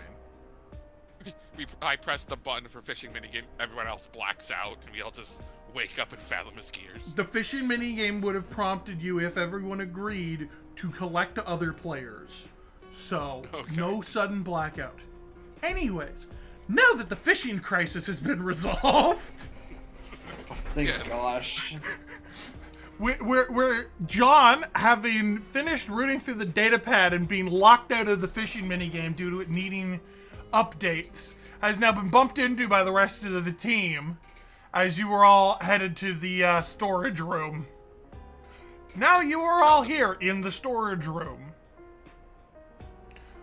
It is sort of a dingy room. It's in the back. There's no windows, but it's also probably one of the more secure rooms in the building. Hence why it has been designated as storage. Kaladin will pipe up that I found data on other possible contacts we'll be dealing with. I'll have a combat assessment made up, drew up, or yeah. I will have a combat assessment drawn up in a bit. Stupid fishing minigame doesn't want to work. Fishing minigame? Yeah, You know what? Don't worry about it. Probably. We can talk about that later. Yes, of course. What is that like? Is that like code for something? Is that? No, he'll show. Did you find the box? Did you find the Sheldon box? will turn around the data pad to show the literal fishing minigame icon with an update symbol on it. Oh. Cool. I mean, cool. Okay. Completely ignoring the fishing minigame nonsense, Nicole is going to try and meet the person who's been standing there for watching this huge group talk about fishing for like 5 minutes. So, admittedly, he is currently kind of rooting around through box, and you see him going through checklists on a data pad. 1 second. Needing water because shirt's getting dry. But he's going through data pads, and you can see he's currently taking inventory of what's here. There's not a whole lot of supplies on these shelves currently, but there's some. Some look like they're medical, some look like it's some pretty basic supplies. Others you can identify as munitions. And this particular individual, as I go to grab his portrait, we're going to put him there. Oh. We're also going to, at this point, we're going to nuke token vision requirement so you guys can see the entire map currently. So lighting is a whole other matter. Alright.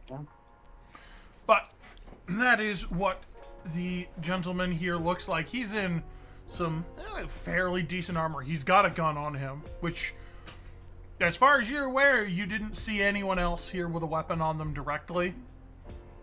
What kind of gun? I mean, like a big gun? It's a Big rifle. gun. It's a full-on rifle. Okay. It's slung over his back. Hey, that security guy. Yeah.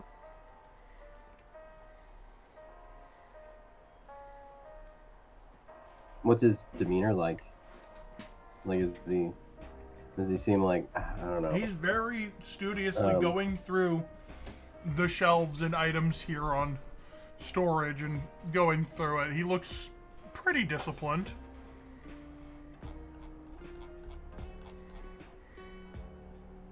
Is anybody going up to him?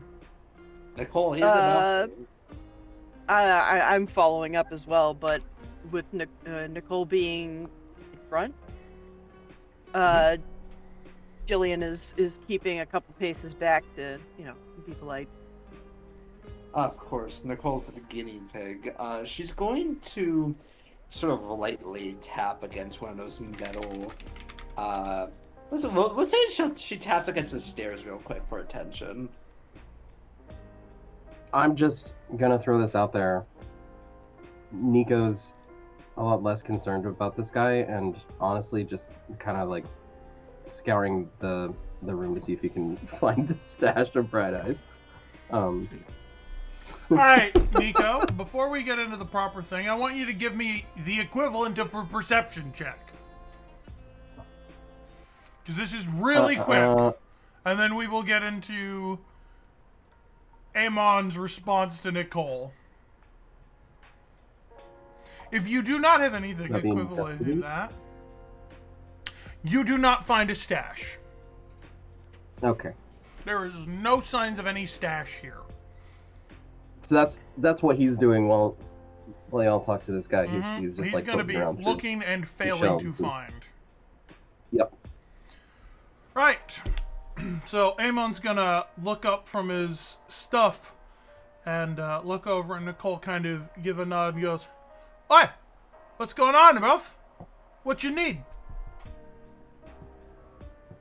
Well, I've been told you're Amon security, right? I'm Nicole. I've been made aware you're aware of me. I'm one and only, but I wouldn't say aware. I've got your profile down. It's all good. But I don't know you personally. No offense. Just let it be. But yeah, I guess you could say I'm the one that suggested you. Mostly, I just suggested your employer. Really? Do you have a history with them? Not in particular. They I've seen good men come from there who've been put on forces I've had to work with. Good men, bad men, that's all under water under the bridge, bruv. But I know when they've got somebody willing to work, they'll work and put their all in. That's why I suggested it. If you're asking if I'm one of them dock men, nah, not my gig, not my style.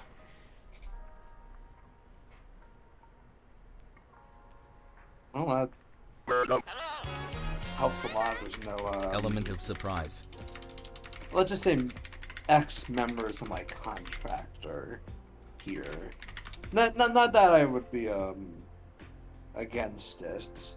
She sort of motions a bit towards her jacket, as if to imply that she has to kind of choose her words about her contractors a bit particularly.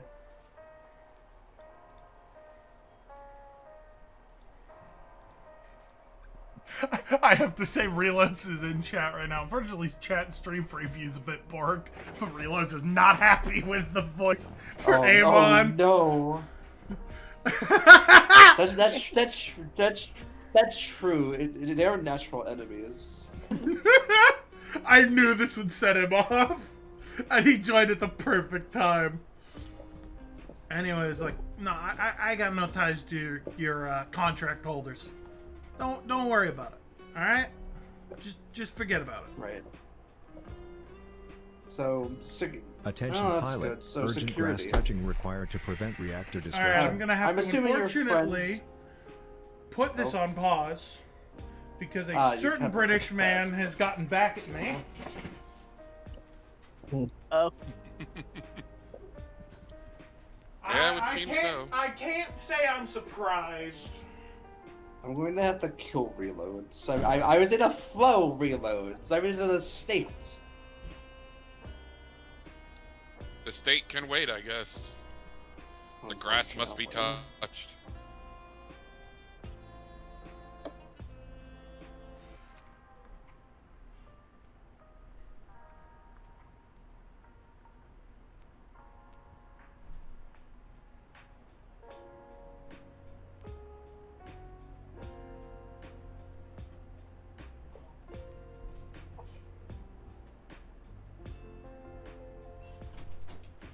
And I'm back. My feet are now fucking freezing. Nico's just over there like digging through shelves. See the bitch. All right. I'm back. Carry on, Nicole.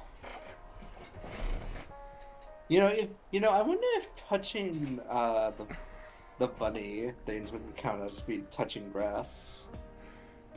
No. Especially because right now it's technically touch Darn. snow. Okay. Okay. Anyway, I was just curious about your, I guess, previous,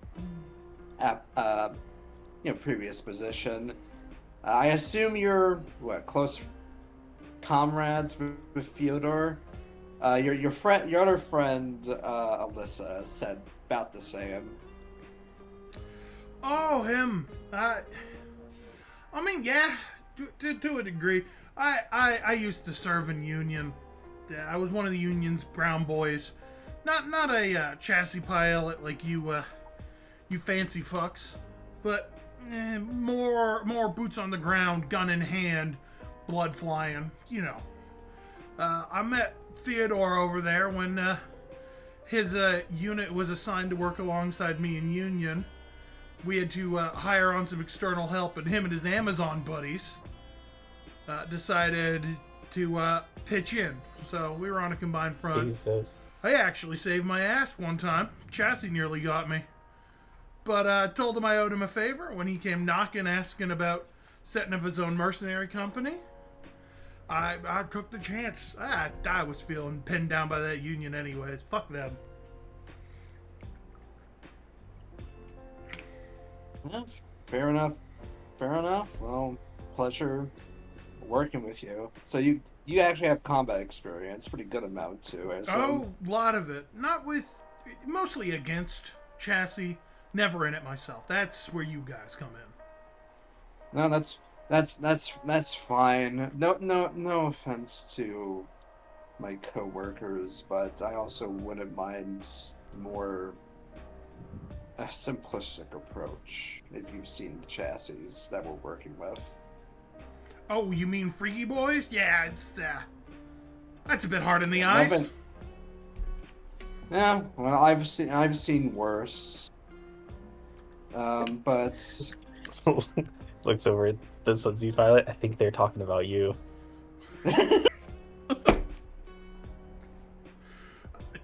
But yeah. So, well, I mean, again, pleasure to meet you, Mun. Thanks, I guess, for hiring me. you, girl. This is the bet. What was that? Same to you, girl. Oh, thanks for the hiring gig.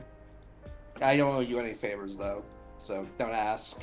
She's going to sort of walk away. As you say that I don't owe you any favors, you can hear him softly chuckle under his breath for a moment before you walk off. And she is gonna make her way out, but anyone's free to stop her if they so choose. At this point, as you're leaving, is when Jillian's gonna come over now. Jillian's headed over to Amon. Yeah. Callan at this point will I'll start roll. keeping track of, or start going through supplies to see what exactly we have in stock. As you start going through supplies, Amon is gonna lock eyes with you with the kind of military dead look of, if you touch that, you're a dead motherfucker. Calden will stop. It is Turn the to Amon. higher ranking officer about to clap the recruit kind of glare. Realizing the glare being sent his way, he'll stand up. Do you have the data for what supplies we have? You will see Amon flick something over on his tablet as you get a ping. Still going through supplies. Here's your list. Don't go poking around. I've got a system. Calden will salute Amon and immediately go to leave. That's not Amon, So the two people on this call. Amon wanted I was gonna none say- of that. Actually, Jillian's just gonna turn around and give kind of like a smug smile and a chuckle. He goes, "It looks like my new friend over there has already addressed what I was going to ask you for personally, since it's your job. Mostly interested in the medical supplies." Med supplies. Yeah, hang on. And he goes over to the shelves and he pulls out a container, kind of carrying it over. He's like, "What you looking for? We don't got a whole lot still. We really do need to do a restock run at some point." Given the type of businesses that were being run out of here. Something for detox. Detox. Nah. Unfortunately, we didn't got much Not detox here. We'll have to pick some. We'll pick some up on next supply run, but currently we're still getting things sorted. I'm still taking full inventory. If I find any in one of the other boxes, somebody's fucking mixed plays there, gal, I'll let you know. But I'm damn convinced that we don't got shit in here unless some chud has decided to steal all of it. Oh, well, Chud. Oh, I no, will say, you probably already know who I'm talking about anyway. You mean You're the gonna be fucking on shaker? security and- Yeah, I'm pretty sure. Yeah. Yeah, I don't trust that damn used to work with motherfucker him. at all. I told Alyssa to keep that freak away from me. If it was up to me, he'd already be down and gone. At this point, he's harmless. He's already seen what he had to stand against. I wouldn't worry about that. And It's just wait more a until matter y'all of, head out on a mission. Then we got problems. I mean, that's fair. That's understandable. Sedatives could also work. That's a good point. He starts rooting around. Just saying. Still gotta work on those two. All right, gotcha. But I used to work with the one of the mining unions. And let's just say some of the guys would use the same shit to try to keep up with extra shifts. So Listen, I know it. good guys. I've been just, on shit too. You know, they get Military desperate. does it to you. They work you out to rag and Yeah. fucking bone out here. Oh yeah. That ain't fucking right. Mm-hmm. That's why I'm kind of done with them. Yeah, I respect that. That's why I figure I understand completely, which is why I like to make sure that kind of stuff's around to try to reel them back in when needed. Mm-hmm. Nico, important question. You know. Joey, Go for it. are you still rooting around in boxes trying to find this fucking cash? Uh-oh. Yeah.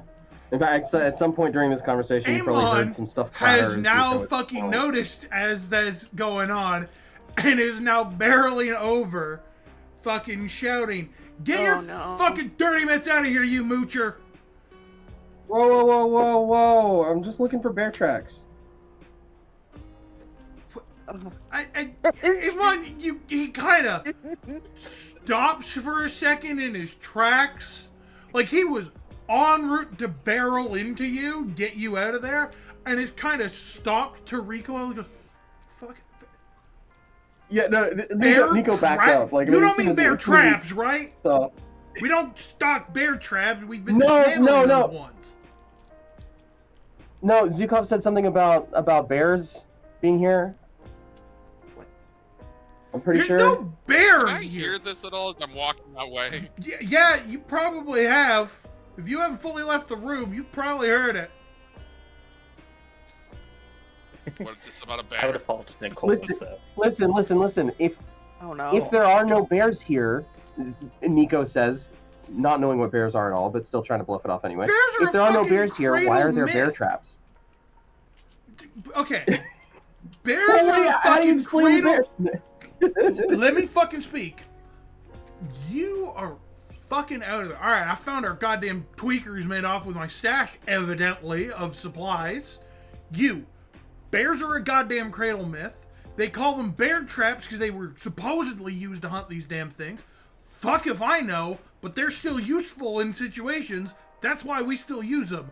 I think the name's a shit ton of baloney, though. Now get the fuck out of my storeroom. Nico like salutes him like half mockingly, and then just fucking like runs out of the room very quickly.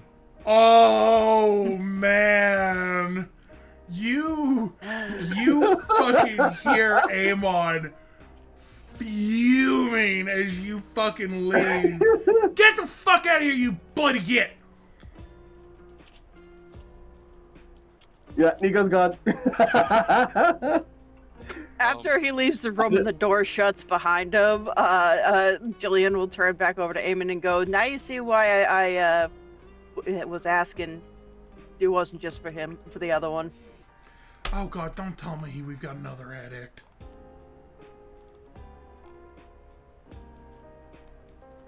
Just call it a hunch. He fucking puts his head in his hands like, oh god, damn it. Right, I'm gonna have to fucking hook a lock and key on our med supplies. Great. Just what I fucking needed. He better stay out of my rip jaws. Oh no! Paladin's Rip gonna jaws as fight- in fight the bots. The drinks that were in energy the fridge. drink. Oh, okay. Yeah, no, that's why she said, did you leave him in the over in the barracks, pointing towards the, towards where we have our quarters set up? It's the common area. Don't tell me. You might want to mark all of them. That Paladin's gonna run for his life now. Amon is like actively about to pull his fucking hair out. Listen, out of By the character, way. I just want to apologize to Oh! everybody. You are making an enemy as the security officer immediately. What was that, Did Jay? Nicole leave before the bear talk, by the way? Or just she's still here listening to this shit? I'm gonna say she's left at this point. Okay, so Hopefully. Ro has not heard the rest of this bear talk, because if he did, he would have asked, oh, what is a bear, by the way? I said I'd keep an eye out for them. But Ro already left, so. Good. We saved the Ro is safe from bears. Provided we don't find Clem. In that case, we have to be very careful of bears. While as Kaladin's leaving the room, having heard the bear talk and realizing that he didn't go over the possibility of the bolt hounds have been so high for so long they might have seen something and called it a bear. So they put down the bear traps. So he's gonna start looking at the data to see if there's any relative, like, is there an area of the base where the traps are abundant versus where he disarmed them, like one or two? No, they were very clearly like, those bear traps were set up to catch people trying to get into those rooms. They weren't in huge clusters. Like, this was clearly, they were left there as intruder deterrent. Okay. So when he's gonna start questioning why do people think there's a bear now? I just want to apologize. I just want to apologize out of character. I'm sorry. This is fucking Oh my funny. God. Don't No, apologize. this is fucking great. No, you never apologize for shit like this. Let me tell you the number of cursed items that I have touched and picked up and put on just to let the story continue. Chaos Incarnate is my middle name. Don't worry, I've had a situation that Maria is well Less than aware of, 3. where I had a character that showed up and actually caused an entire subplot to disappear Yes. because of her chaos. Yeah, no, that has happened. Twice, I think, actually. Nadia was I- not the fun to play. To Nadia be was clear, very the fun. apology is just as much. Oh, I'm sorry for what I did, as it is. Oh, I'm sorry for what I definitely will do because I'm going to continue to play the character this way. Good. Just All right. It's a sorry, not sorry.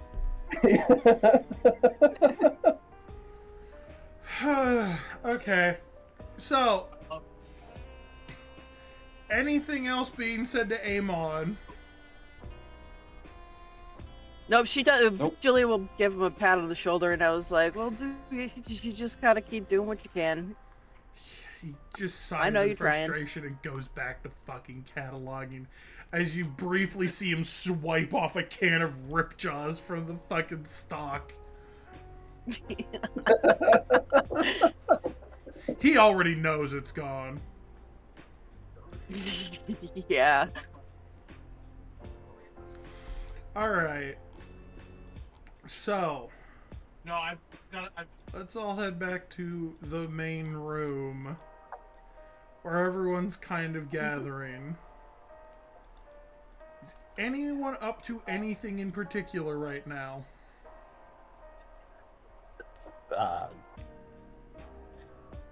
Ro followed Nicole into this room. He would have piped up to Nicole. I do not know if this would make you feel better about your situation, but if I had not left my home system, I would have been a wanted criminal right now, so I can at least somewhat understand. Nicole actually sort of gonna raise an eyebrow out of like curiosity. This is the first non-scowling type of emotion she's had she's shown to anyone in this room. So just to clarify, Jay, you said Ro mentioned that he would have been a criminal if he left the system? If he hadn't left.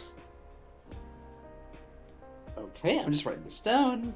You do have journals.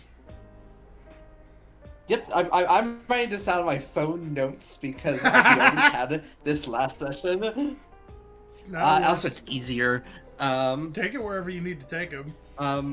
But right, anyway, Nicole's sort of gonna like raise an eyebrow and be like, "Really? What's the I didn't take you for the criminal type. I mean, no offense, but a lot of you seem really, I'm not gonna say squeaky clean, but you don't exactly seem like the con type. So, what's your story? You know what is required to be done to NHPs after a couple years, I believe it is. Right, cycling. If I'm correct, I never was much into NHPs. Not as in like, you know, I'd be against them or anything. It's more like my life is usually my interaction with NHPs generally tend to be behind a box. So. Yeah, but yeah, they cycle. If I had remained, they would have forced the cycle, and I refused to lobotomize my family. Oh. You're actually gonna see like genuine blasted surprise from Nicole, because even if she doesn't know too much about NHPs, she does at least roughly know cycling is the norm. But even so, she's actually gonna kind of give like a little smirk. Well, you surprised me with that one. Honestly, I can respect that. Familial ties ain't exactly a thing for me, but yeah, if you can keep it, good for you. Just nods and goes back. Seems like he's just done dogging. Wait, what was that, Jay? He just nods. Okay. Bro's gone nonverbal. For chat and yeah, other people, NHPs basically have to be kind of reset to a certain point every 2 or 3 years. Depends on the or NHP. deviations start to appear. Yep. Yeah, you have to cycle them, otherwise things get interesting, and a cycle effectively wipes all memories and data. It is standard expected practice, and within the law that they have to be, because if they aren't, risk of cascade starts increasing exponentially. Actually, speaking of that, Nicole's gonna ask, so, I'm not a snitch, but the captain, does he know? Or I mean the commander, does he know? I haven't mentioned since he didn't ask. That is in fact correct. You did not ask. Alright. No one has asked him, hey, when did you last cycle your NHPs? Because the answer would have been 4 years ago, and they've never been cycled. All right, then Did- let me give you. Oh, go on. Can Nico overhear this? Can Nico hear this? Where is where he's at in the room with everybody? Would have been like immediately after we left, so it probably. It's how fast. Depends on where Nico fucking took shelter after being chased out by Amon.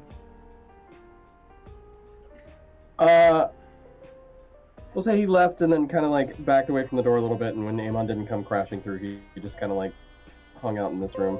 Yeah, I guess right around here someplace. Fair Right enough. around. It's not like Kuro was talking softly. He just does not care. But for this actually, Nicole is going to sort of talk softly. Listen, word of advice: keep that a secret. I have a great feel for the staff right now, but between X-Union over there, the other NHP enjoyers, and the commander, I wouldn't be surprised if this wants to be a union compliant merc group. So let's keep this between you and me. All right? And any of the fellow pilots who happened to overhear or came in the room. And any of the pilots who've happened to overhear. Most that you're gonna hear is when you mention union compliant, and you see like Jillian kind of wince a little. Pulls the collar. Well, I hope we're not completely union compliant, because technically I was very much fired. Really? You're From, ex-union. And the cards start coming Well- open. So, I don't know if you know about the mining colony that relatively recently had a little bit of structural damage, explosive structural damage. I didn't get news in the box, so no. Yeah, well, they needed a scapegoat. I was in charge. Honestly, lost a lot of good guys that day. It was my suit changing to the environment that it looked like hellfire and brimstone was coming up that shaft, and Imp was the one that actually jumped in front of me and got me out.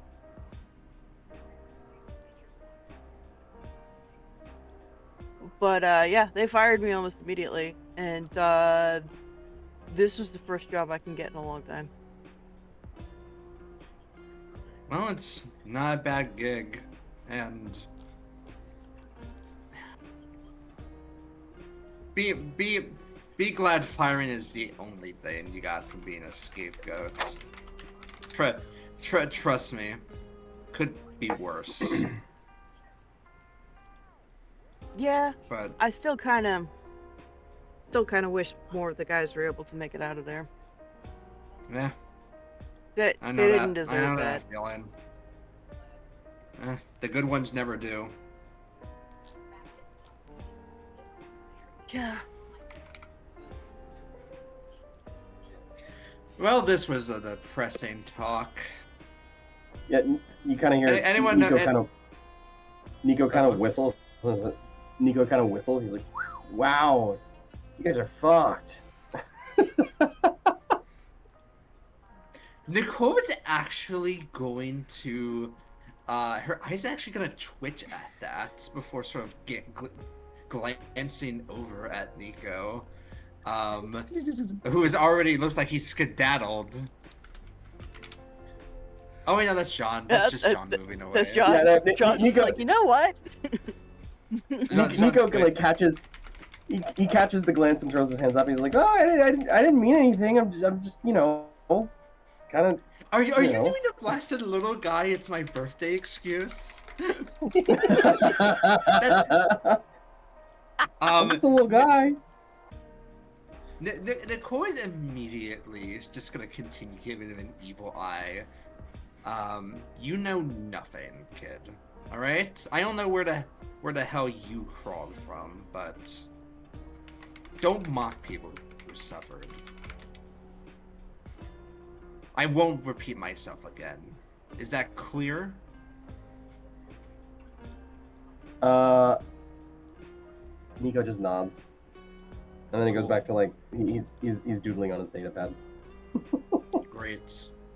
Like I was saying, for the actual adults here, anyone know if there's a damn bar open already?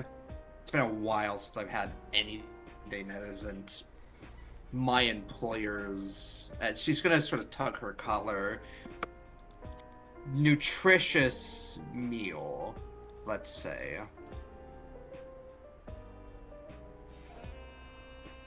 I didn't see anything about it, but doesn't mean that there isn't. Hey, don't worry. Before you gunned out, you got a list of the inventory. Yes, I've been reviewing it. We are. I'm going to tell you right how now. low are we on everything? So, most of the supplies, you do not actually have that huge of a stockpile. Like, you've got, in terms of things like food and drink, you're fine. Ammunition is there. Not a whole lot, though. It seems pretty light on materials, and there's certain things like alcohol that are pretty absent, actually. It looks fairly bare bones, kind of. This is the essentials that what we need to get started. There are several cargo manifests for quite heavy machinery and server as well. And so it looks like not only was their cargo hauled, but a lot of the stuff that they needed to actually set up in this place. And that's probably where a lot of your cargo capacity went to. So I'll report that to the team that we have basic supplies for food and just survival, but anything luxurious like alcohol seems to be removed. As well as it seems that even our own ammunition might have been stipend to allow for the heavy machinery to facilitate operation of this base. I could go ask Jimmy. I doubt Jimmy will have anything of alcohol that isn't spiked to kill us. I don't even know if it's going to be like actually spiked to kill. It might just be only tolerable by complete drug addicts like him. Correct. So kill us. Of course. But anyway, right, back in character. Well, that's a shame. And it's gonna be a while before we can get off station. I don't know, does anyone want to futz around with the radio, see if we can pick up any local news? On that note, you left it on the work channel. The I did. channel is actually going to sort of light up as several different things appear on it. For the record, this is a touchscreen. And the screen lights up with incoming work contracts on display before 4 big buttons show up with a couple icons that you guys may or may not recognize immediately. Depending on your familiarity with the Onic Ascendancy and the Karakin Trade Baronies. Oh. So we all just migrate to the TV the moment we hear it's not being static anymore. Nope, there are things on the screen, and it is waiting for input. There are 4 what appear to be contract offers. can we Christ. can we see information about the contract offers on there? or does it Yes, seem as like- we like one cycle of these through is really these, cool? I will give it to you. I assume you guys are just going to cycle through them one after another? Yes. Yeah. I agree. All right. There's two that look like they have a sort of what looks like a helmet crest icon, and two that look like they've got what appears to be a pair of laced circles. One has a bit of a tail on it. To those that are familiar, they would recognize these as the crest for House Nithara and the Onic Ascendancy, respectively. For those unfamiliar, you don't know what those are. Which one are you going to hit first? What was the ascendancy?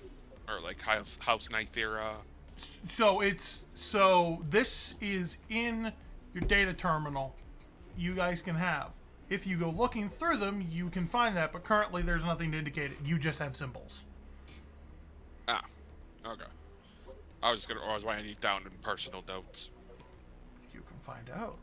Wow, it's like I gave you a data pad with all the info on it. But which contract button are we gonna hit? Let's do the first trade barony one. Let's just go from the first two trade baronies and then into Onic Ascendancy. Let's just go in order. Sounds With good. the symbol pressed, Calden will look into the data pad and open up the corresponding symbol. Well, it's on the screen. It's not on your data pad. Oh, on that data pad, yes. Yes. We will explain that in a moment. Anyways,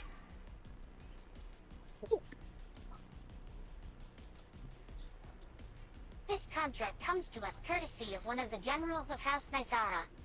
He is looking to make a move on the Ascendancy, but is worried about the front being weakened when he takes a detachment to make his move. Details are sparse, but he wants our assistance in order to weaken nearby Onic forces to prevent retaliation onto his current position after departing with his battalion.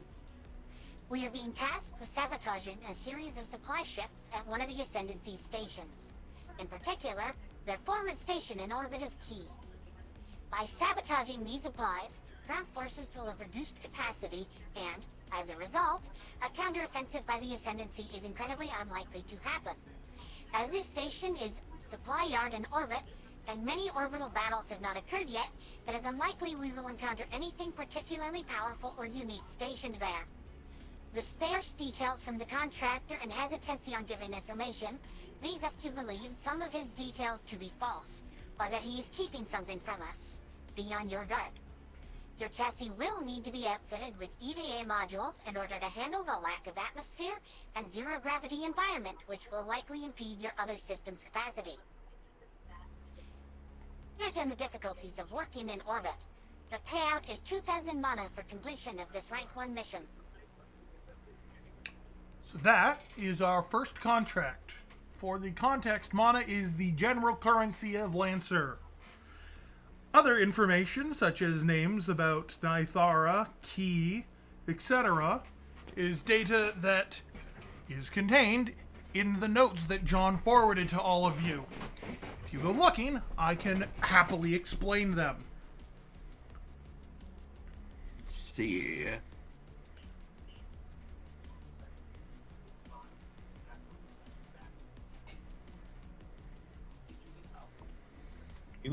You want to hear them all and then discuss them, or discuss them as they pop up? I would say hear them all and discuss them.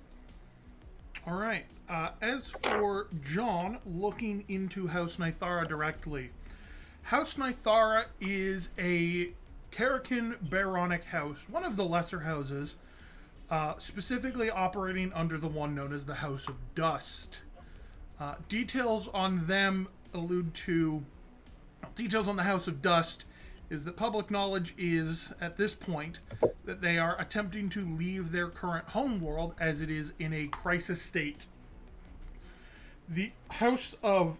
The House Nithara in particular ended up supposedly departing for the Boundary Garden here in order to secure a potential new home area and grow into more of a larger house. They generally specialize in more toxic and environmental collection of various strategic resources, things that are radioactive, toxic, and otherwise hazardous, and not only clearing them out, but gathering them to then repurpose into other materials, as is what the baronies do. Alright. So, in other words, the reason they're here in this system is to establish a new homeworld for themselves. As for the second one of these,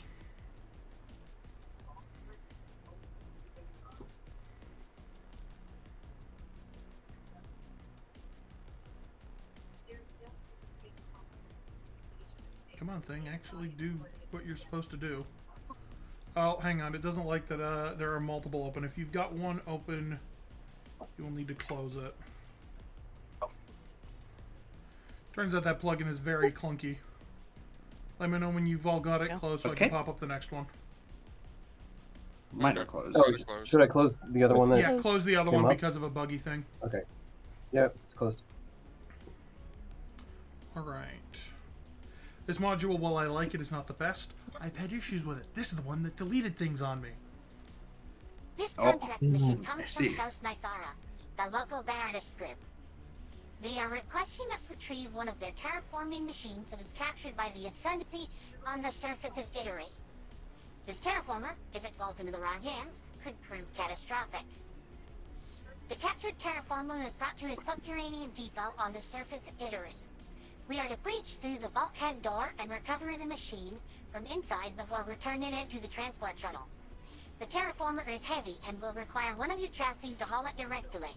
However, due to the nature of its delicate precision detection instrumentation, sending it through blank space will damage its systems, reducing our potential payout to compensate.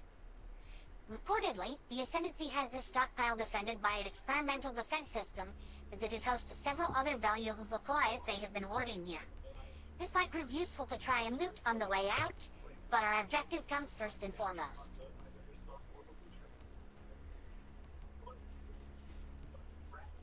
And the other half just didn't... This mission oh, is there it considered a Jesus. gamble. We are being paid 2.5 thousand mana for the mission, however it is likely to be highly dangerous. The stockpile itself also contains many valuables, which we may be able to make use of.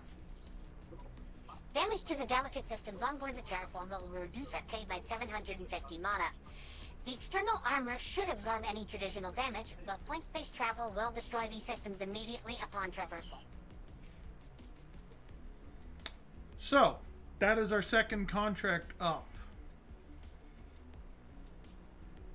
With notes, our general objective, etc., being to break into this stockpile, recover the terraforma, and whatever else you try to loot. Yes! Going through blink space will fuck the terraformer up, Joey! What? That's only 750 mana. That's not an insignificant amount of money. Okay. That's the money we need. I should also point out that you are doing contract for factions that can have reputation of you. You decide to build a reputation of damaging equipment, that's on you. Okay. You can do it. I'm quite liking. I'm But quite it is an liking option. this one so far for the potential of valuable gear. So like we know our objective better than the first. Yeah. Kaladin will pipe in, I guess, based on our current combat effectiveness, I would say in our current situation with supplies, the second mission might be a danger, but I do agree that it would probably be for the best, as we can acquire things like medicine, a proper medical bay, things that we can use to sell and rebuild what we have. I am A lot of the also, infrastructure is heavily damaged. I am, Comes after There a are little two bit. other. If There we are take two the other first missions we should instead of probably just- look at. Jay? To devil's advocate a little bit too, if we could, instead of just totally sabotaging it, we could take the supplies for our own from the first mission. But It is also, technically sabotage. But No. also, I still like number 2 better. I am going to also Yeah, throw yeah. out their information on the 2 planets. The first that have been mentioned so far. The first one was mentioned to be in orbit of Key. The info on Key is effectively explaining that this is a desert planet which is incredibly... It has an irregular orbit. And as a result, when it is day on Key, it is horrifically scorching, like environmental protection needed. And when night rolls around, it is freezing. It is absolutely cryogenic down there. This is happening in orbit of Key, so you're more protected from the actual effects of the planet itself. The other one, Ittery, which is where the second mission is an ice giant, which is dotted with underground heated springs around its core, capable of sustaining life. The stockpile is presumably built near one of them.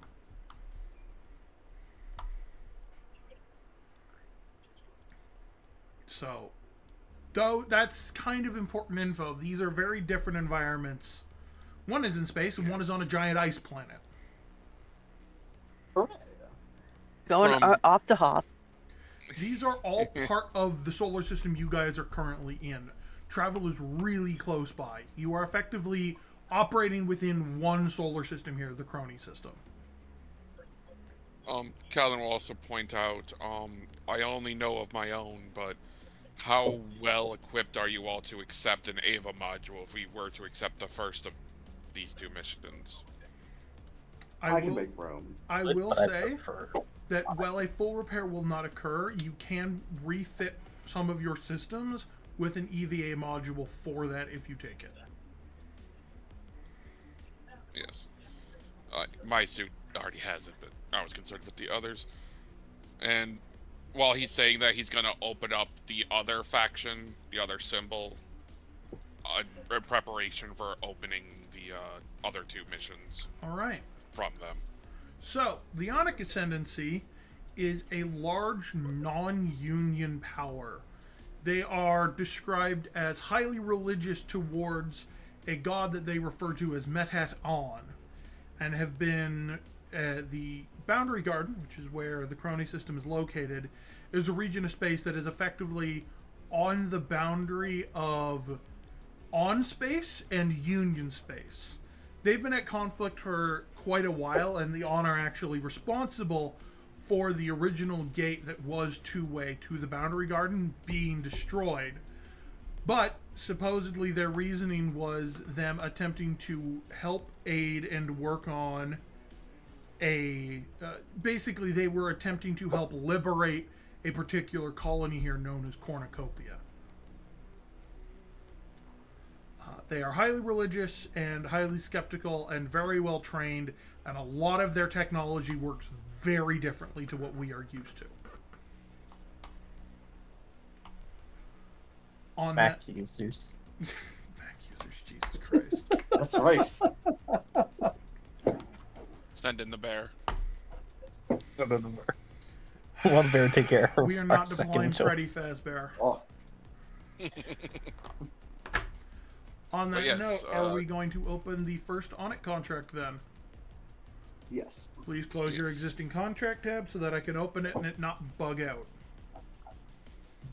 And what was the faction's name? The Onic Ascendancy. AUNIC.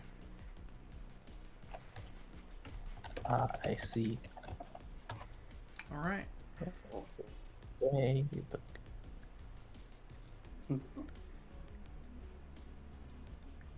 The Ionic Ascendancy is our client for this mission. The Ascendancy is still wary of our presence here, offering our services due to the fact we arrived from the Union's base using their Blight Gate, and has issued this mission as a test not just of our ability to help, but also of our willingness to actually aid their cause. Our mission is to capture a military general belonging to House Nithara, before they could restart a conflict on the surface of Key that the Ascendancy had previously secured control of a given zone and started construction of new infrastructure. Information on the general's location is sparse. As such, we will need to first gather information from an outpost belonging to Nithara, which the Ascendancy believes will have the details we need as to his whereabouts. Due to the extreme temperatures of Key often causing violent storms, it is expected at least one step of the journey will require operations in far from ideal conditions. As a result, be prepared to be flexible and account for a sandstorm of either the freezing or blazing variety. This is a rank 2 difficulty contract, requiring 2 different outings to complete. Normally, the pay for this would be around 4,000 mana, split between the 2 outings. However, due to the non-existent rep with the Ascendancy we currently have, we are only being paid 3,000 mana for this contract, with higher reputation increase on the line to compensate. There is a high-risk target in the region. If we encounter them and are able to secure the bounty on their head, there will be an additional payout of roughly 500 mana. It is unknown when during the contract they may appear. So, that is our first Onyx contract. A 2-step progress, so 2 encounters rather than just 1, to go out and secure information, then kidnap a general. Alive, at that. There's a weather risk, and also a potential third-party / wildcard target that has a bounty on their head, which gives additional pay. This is also the highest paying contract. Ooh. I'm gonna save my comments until the next one, but I have some opinions. Good opinions. Yeah. I have evil fucked up opinions. You may notice Kaladin's eyes raise at the idea of finding information and securing a contract. He quickly types into his own little data pad of might need to do wet work again. Mm-hmm. All right, close out your tabs, and I will Well, pull up it's a the desert, last so it'll be very one. dry wet work. It is a desert.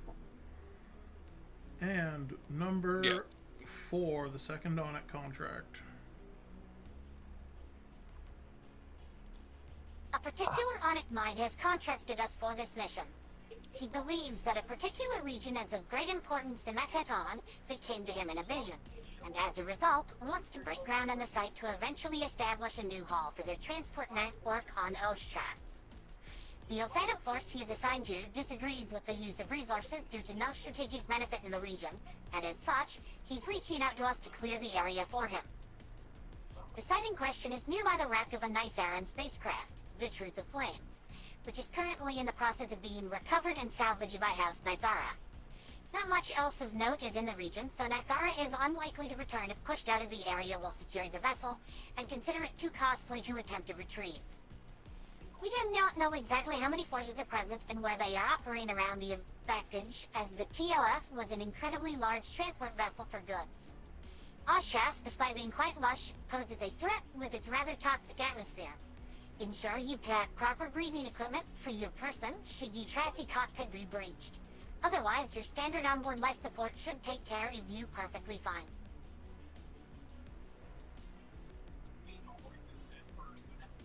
And this is taking long again because I forgot to turn Due it. to the fact this Onyx mind is operating independently, they can only offer a payout of 1.5k mana with it being a rank 1 contract. Since the Truth of Flame is a transport vessel, in addition to securing the local area for the mine, this could also secure additional supplies for the local Ophanim detachment who may be willing to share some of it with us if we secure it for them. Alternatively, we can secure it ourselves, but we'll miss out on any reputation for aiding them. And that is contract number 4.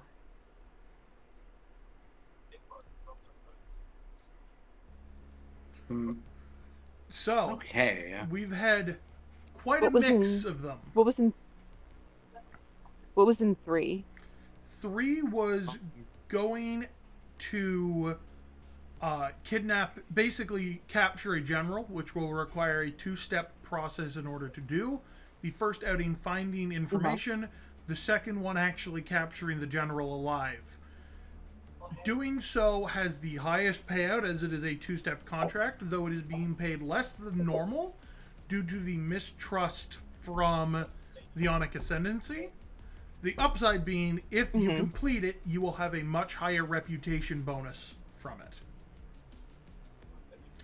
Additionally, And there's a you wild- are So- on You are on Key, which is the crazy temperature desert planet. Yeah, that's what I was And about to say. there's a high risk that at least one of your two encounters will have some form of negative weather effect impacting you. And there is a high risk target which can be taken down for a bounty on their head, netting an additional 750 mana. No, 500 mana.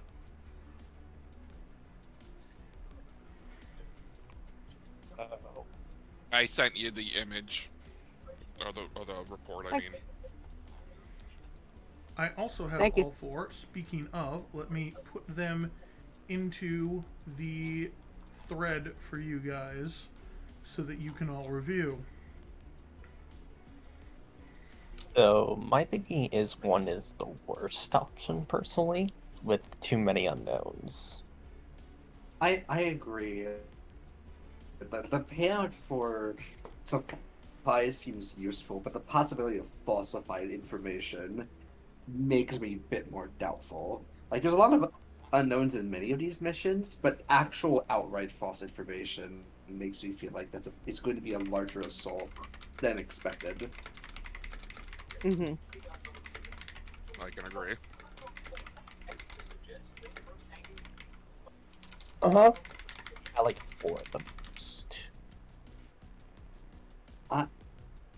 So, in character, I'm gonna say Nicola's gravitating more towards 3 and 4. Out of character, likewise, but I like the idea of 4 because that means we can at least cozy up to an Onic, like a direct Onic leader, even if he's paying us out, even if they're paying us out of pocket.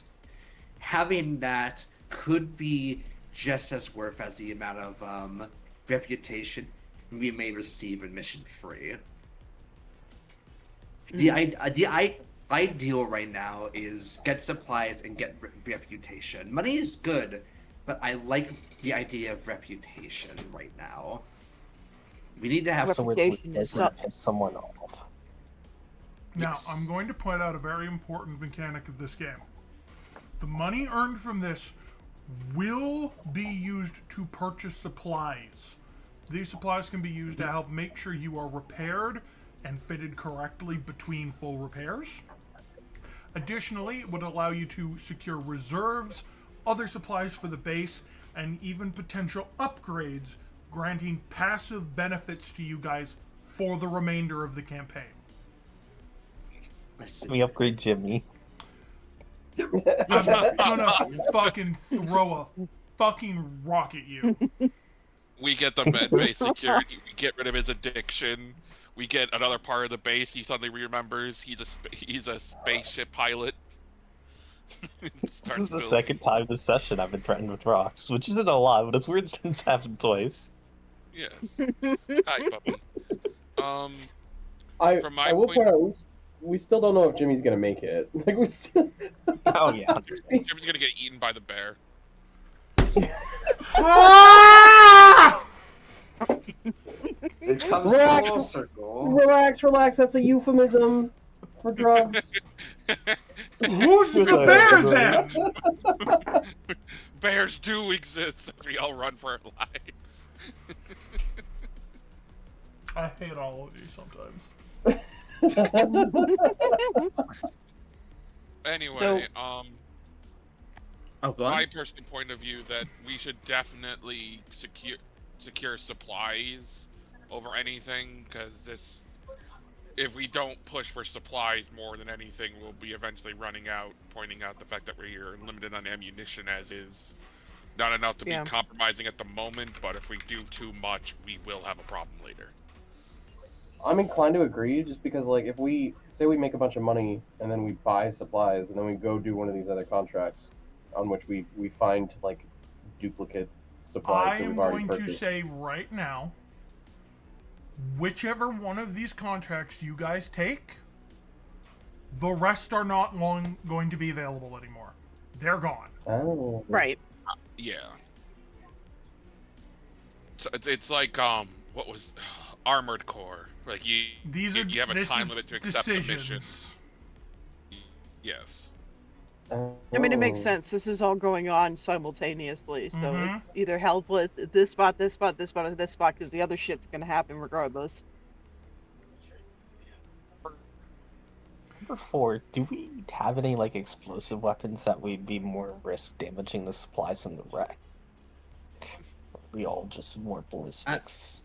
At worst, I have the Roland chamber, which is explosive. With like when I load up my revolver, but that's not my main weapon. I can use my shotgun and kinetic hammer as need be. And I don't think any of our weapons have a beam, so it won't overkill an enemy and hit something else. I think they're all to the point. I mean, I have some explosions, but they're little.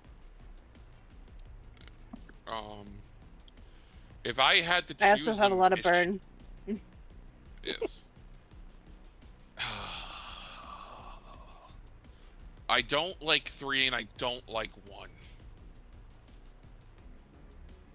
Not knowing if another hostile is gonna pop up and not knowing what they're in as a suit could definitely jeopardize our mission, and then 1, the dude might be straight up lying to us about what's up there. I 3, think that is also potentially stepping into a very big political landmine. yeah, I think 4 gives us an opportunity to become players, but on a smaller scale. So we're friends with an Onic leader, or at least an Onic figure, without necessarily getting involved with the greater politics. We do, though. Well, Regardless, we're going to be involved. Well, we are regardless, which you're correct. But I mean, I think it's easier a to particular say person rather than the faction as a whole. exactly. Exactly. Like it says, they're unlikely to return if they're pushed out of the area. That is, so the they will other have problem. less of a hate on us, to be able to retaliate less against us. Yeah. That is the other problem, though. Like, if we sabotage the space station, they may not know who did it, versus the second mission, which is going straight up against the Ascendancy. hold on, Ascendancy. Thank you. And then the third mission is simply a capture mission, which we already don't know how well they're equipped, versus the other target that could pop up that could hurt us. And the fourth mission's also a straight up fight against the other faction. So we have to be careful that if we push missions 2 or 4, we're directly being they're going to know who we are. I feel like with 3, they're going to definitely know who we are regardless. I'm okay with 4. I am going to put out right now. Yes. If you do, this is mechanically something that does matter, and I'm going to bring up. There are being tracked 2 different things. These are different reputations. I don't know why they are not actually showing the proper rep icons under them. These are being a bit funky. But we have 2 different clocks for your reputation with each faction. They can be positive or negative. You will not be locked out of... If you say go with the Onic, that will not permanently lock you out of Nythera, and vice versa, when you are picking these contracts. If you go out of your way to piss off a particular faction, then yeah, you're going to have a bad time. But unless you are going specifically out of your way, you shouldn't be locked out of anything. Does that make sense? Yeah. Yeah. So if you do... Define out of your way. If you do, Can you give us like a Only doing shit ton missions. of missions for just the Ascendancy, or a shit ton for just Nythara, and your reputation drops too far negative, you will be considered an outright enemy, and they will no longer wish to work with you. which will then require, Okay. if you want to get back into their good graces somehow, a lot of extra work. Remember, your goal here is to make money off the conflict between these two. That is the end goal of your presence here in this system. Whether you guys decide to uphold that or actually bring it to a conclusion, it's up to you guys.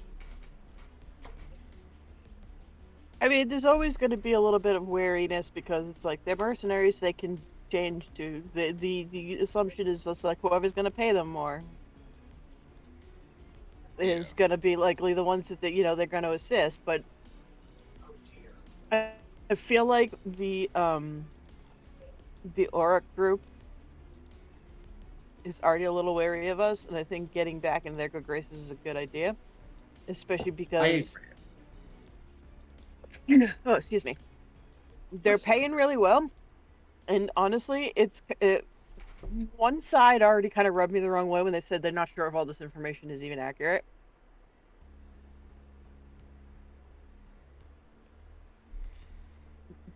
Yeah, and it's kind of like,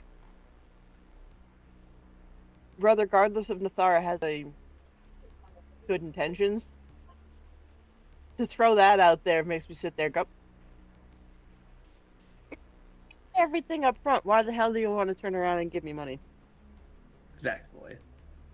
I think I'm gonna lock in my personal vote for 4 because I think 4 does give us the least amount of money, but I think one, it gives us supplies if we share, and at the very least sharing does increase our reputation. I think having an in with the Onyx Ascendancy will give us a great long-term haul. I also think establishing ourselves as somebody who doesn't initially work for the highest bidder means we could get more consistent clients rather than just being seen as like cheap people. I think having a good reputation is a good start. So I think I'm going to walk it before, which I also think Nicole would do, because I don't think she'd while she'd like to do number 3, I don't think she likes the possibility of going in blind, especially with a crew she doesn't really know much about. Whereas 4 seems like a safer option without catering to the Baronese, who had, like you said, Jess, have rubbed her the wrong way with their lack of good information. Do we have any major objectives at 4? No, my vote's for 4 as well, because I think that an individual is a lot easier to leverage than like an entire faction. So in other words, if we make like a really huge fan out of him, or if we apply pressure just the right way or whatever, then we could leverage him a lot better than we could leverage an individual win for like a larger faction. You know what I mean? Exactly. Yeah. Out of all of them, if we're going to go with 4, I would also agree, because like we do have the skills to take on 3 and 2, because we have the units to go in, pick up the object and get it out of there, while the rest of us can cover.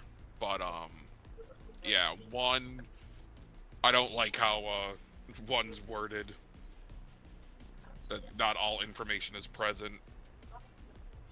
But at least 4, we get the general idea of what we're going into, and we just gotta be sure we have extra breathing supplies. Yeah, I'm agreeing with 4. For very similar reasons. It's kind of like, one of the things too is that having an individual, maybe we can actually get a better understanding of what the fuck is going on with the barony before making any decisions of whether or not we do want to even take sides. Or if it's like, hey, no, this is just business as usual. Jess, do you mean with the Ascendancy for this? Because that's who the individual is working for. Yeah. Yeah. Sorry, you know what I mean. Just to try to. Sorry. Yeah. Let me reverse that. Working with the Ascendancy to understand what the Ascendancy is before we commit to them, and also gives us a chance to learn what the Baronic houses are willing to do to protect what they have. Exactly. At the current moment, we the technology of the Ascendancy is different. So if we are friends with them, we can possibly better understand, or if needed, cripple them if we know more about them. Yep. One thing I would also like to ask, on the data pad with all the factions and notes that was given, are there any other factions, or are these like the main two? Those are these are the two factions you will be dealing with primarily. There is a little side note on the Bolt Hounds, but you've already encountered them. They are the scavenger gangs here, and they effectively exist entirely here on Lisi, which Lisi is listed as specifically a neutral zone in the conflict. This place is effectively detailed as being the place where refugees from both sides of the conflict have sort of come together, and in the ruins of the old refining platforms that Union had abandoned here previously, have set up shanty towns, etc. around. And while most try to be peaceful, the Bolt Hounds are not, and have been trying to get resources and power and push people out of things here. Do any of the other planets within the contracts have a faction associated with them, like the Bolt Hounds? The Bolt Hounds do not have... Well, the Bolt Hounds are their own faction. Yeah. The Bolt Hounds are not... if I look... So, Go ahead. If you look through... The Bolt Hounds do not have a particular faction associated with them. They are their own faction. Okay. I mean, like, is there any relevant data, like, if there's a group on Key, like the Bolt Hounds, but doing their own thing? No, there's no information on anything like that. Okay. So all we have is what the planets are and what the contracts give us, nothing else. As well as the general summary of the two larger factions here. Okay, so which planet was kind of like home to this neutral zone where the Bolt Hounds are?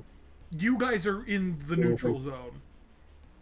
Oh, okay. That is the planet you guys are on, Lisi. It's a huge gas giant with a bunch of old abandoned refinery platforms that were used for producing fuel and refueling ships before they made their way out of system. In particular, the refineries were stationed here, and fuel that was produced was then shipped up to its orbiting moon, which is, if I remember correctly, tidally locked with the planet. Did the Bolt Hounds maintain a presence on any of the other... Nope, just Lisi. On any of the other planets? They are just a problem here. Is it just because they're limited means, or is it a case of they're pretty small time? Okay. I'm gonna lay out the ground. They're the Team Rocket of this campaign. Oh my god.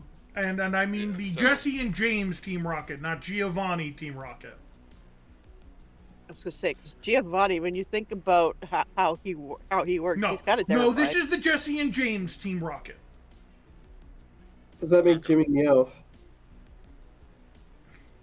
Like our personal Meowth, like we just commandeered Meowth. No, you didn't commandeer your own Meowth. Who you encountered is bootleg on... who you fucking got? That's Unkillable Jimmy. That's bootleg fucking Invincible Rummy is who you fucking commandeered. Fair enough. Okay. You have Rummy from AC6. Congrats. Oh, okay. That is a question. Two questions now. I just realized. One, was this blood or oil always there on the map? That was me clicking a button. Don't worry. No, I about leaked. Okay. Don't worry about it. That's saw not that actually there. Okay. Second question. Considering our supplies are low and we're thinking of going to the toxic world, how many rebreather kits do we have? You have enough. You have enough supplies to last perfectly fine. It's general personal protective equipment, the kind of stuff you'd need. Like, hey, I just need my own atmosphere here. So helmets, making sure your clothing is sealed, etc.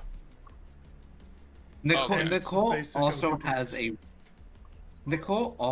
a wilderness survival kit, which will have backups of those if need be. Mm-hmm. Yeah, that So- was my That concern. will with our liquidity mostly matter if your. That will only really come into effect if your cockpit is particularly ruptured, or you step out of your mechs in order to search things. You will need to make sure you have breathing equipment on you, because Oshchas is highly toxic. It's not corrosive. It's just this atmosphere is not for people to be breathing. Or Black Thumb. Highly toxic sounds As like well. my ex. Yes, if you are Black Black Thumb Thumb rodeoing, you need to make sure you have breathing equipment. That's what I thought. Yeah, and I just wanted to make sure that we actually Good job, had Dave. basic kits to actually be handed out in case Yes, none of us you, have. you do have environmental. those. Okay. Then yeah, I think with the general consensus, we are going for a mission 4. It does sound Going like to it the is mission Dagobah 4. system. All right, so we have selected our contract. You guys go and hit the confirm button on it, and that is your contract accepted, and you will be given further details in due time. On that note, we are going to start approaching the end of today's session. Unless anyone has anything in particular they wish to do that is required right now, you're gonna die if you don't get it out in this session. I put a thermite charge on Nico and he explodes. Alright, Joey, give me a new character. I'm joking. Confirm on Alright. the thing. I don't have less. Or are you just talking about narrative speaking? I'm talking narrative. Okay, that's what I figured, but just making sure.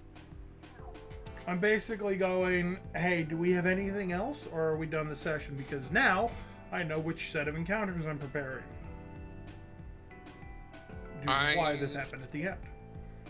I think we're good. I'm just thinking of like my character's just gonna make sure his leg's gonna be like pretty much work on healing before Yep. missions start. There's enough supplies that you should be fine making sure that that's all ready. And Okay. you guys are able to go about doing Sure. your preparations however you need. Do our NHP set up a group chat yet? No, the NHP group chat is not ready yet. I have a plan for it, it's not up yet. Oh. I have a plan, don't worry, gamers. I've been thinking about things for a while. And when you suggested it, that gave me an idea. So, keep an eye out. There may be base upgrades in future. Wait a minute. Do we each have NHPs, correct? Nope, I do not. There is no NHP I think everybody- onboard heavyweight. There is a CompCon. Could we theoretically play the fishing minigame with our NHPs in ComCon? Okay, the CompCon's too stupid for it, first off. The Damn. CompCon will try bravely, but we'll. Let me Well, put not. it this way. Whereas NHPs are Eldritch minds shackled to regular control systems in order to actually have, like, to think on a human thing, and they might as well be completely sentient beings that are effectively rigged into our systems that are made of data. A CompCon is like telling Grok to pilot a mech. It can respond. Not that bad. No, but that's me trying to relate the level of intelligence here. It's simple. It'll follow instructions. It'll do its best. It can't think for itself. It doesn't have the level of actual self-sentience that is an alien mind from an other dimensional god. So while we basically have a god in the machine, Yeah. they have a speak and spell. More or less. In particular, the Uncle is designed in particular for operating a specific weapon on board the mech automatically. So no, the NHP cannot go fishing. Or the Comic-Con cannot go fishing. The NHPs theoretically could be involved in fishing, but I'm saying for fucking mechanical insanity's sake, no, they can't go fishing. They'd just be able to chip in with advice from the side, at best. I still would love it though, since she is freaking Gorgon. Fathomless Gears can handle up to 5 characters. We are not doing fucking 5, 6, 7, 8, 9, 10 character Fathomless Gears. Fuck off. Okay. Not happening. Fair, I just thought it preferred it was to funny if our parties. NHPs to start playing a mini game for money for us. No, we're not doing that. You don't get to do that. Okay. But yeah, Funny I think thought, I'm good but no. character-wise. I'll just be updating my journal with today's event. Mhm. Informing Thanatos to be on the lookout for a possible bear. Oh my fucking Christ. Anything else from anyone else? You know what? Actually, I have a button for this. If we're good, go ahead and hit I'm back. If you would like to do something in particular, go ahead and hit the leave button. I'm all good. Wait, If you're all Opposite good, of what you're probably John, thinking. I'm back. okay, I'm all good. I don't need to do anything else. I think I'm good. All right. I appreciate the being stream. able to use this as a fucking Wait. Actually, no, I'm kidding. That was a joke. Jesus. All right. On that note, we are going to fade to black as you all go about your preparations and setup, etc. I am going to give everyone here 1 experience for their bond for doing a good job being in character. I'm half tempted to take away an experience for the bear bit, but that's funny, so I'm not. I'm going to, I think, I'm gonna give Nicole an extra bit of experience because Nicole had a very clear prerogative set in mind from the get-go, and despite not being somebody who wants to talk to people, went out of her way to very clearly go and establish how things stand with her and the other NPCs here while getting information. That is not to say that the rest of you did not do that. Nicole just, to me, felt as the personal standout extra. Yeah. For strengths and weaknesses at that. So, Nicole is getting 1 extra narrative experience for doing so. Alright. On that note, we are going to be wrapping things up here. We will see you guys in as soon as 2 weeks, possibly 3. Depends on how many fucking tokens I need to make. And if Foundry decides to delete everything on me again randomly, I had to rewrite those fucking briefings twice. Not once, twice. Actual nightmare. But that is everything. Why are my parents calling me right now at Well, 9:30? perfect timing. You can go and take that call now. We're going to wrap up stream. Thank you for joining, everyone. Thank you to my players for being awesome players. This was a fucking awesome session. Yes, ton of fun. Indeed. Thanks for the It was a session. good time. Alright. Thank you very much. Have a good night, stream. Bye-bye. Thanks, chat. Have a good night, everyone.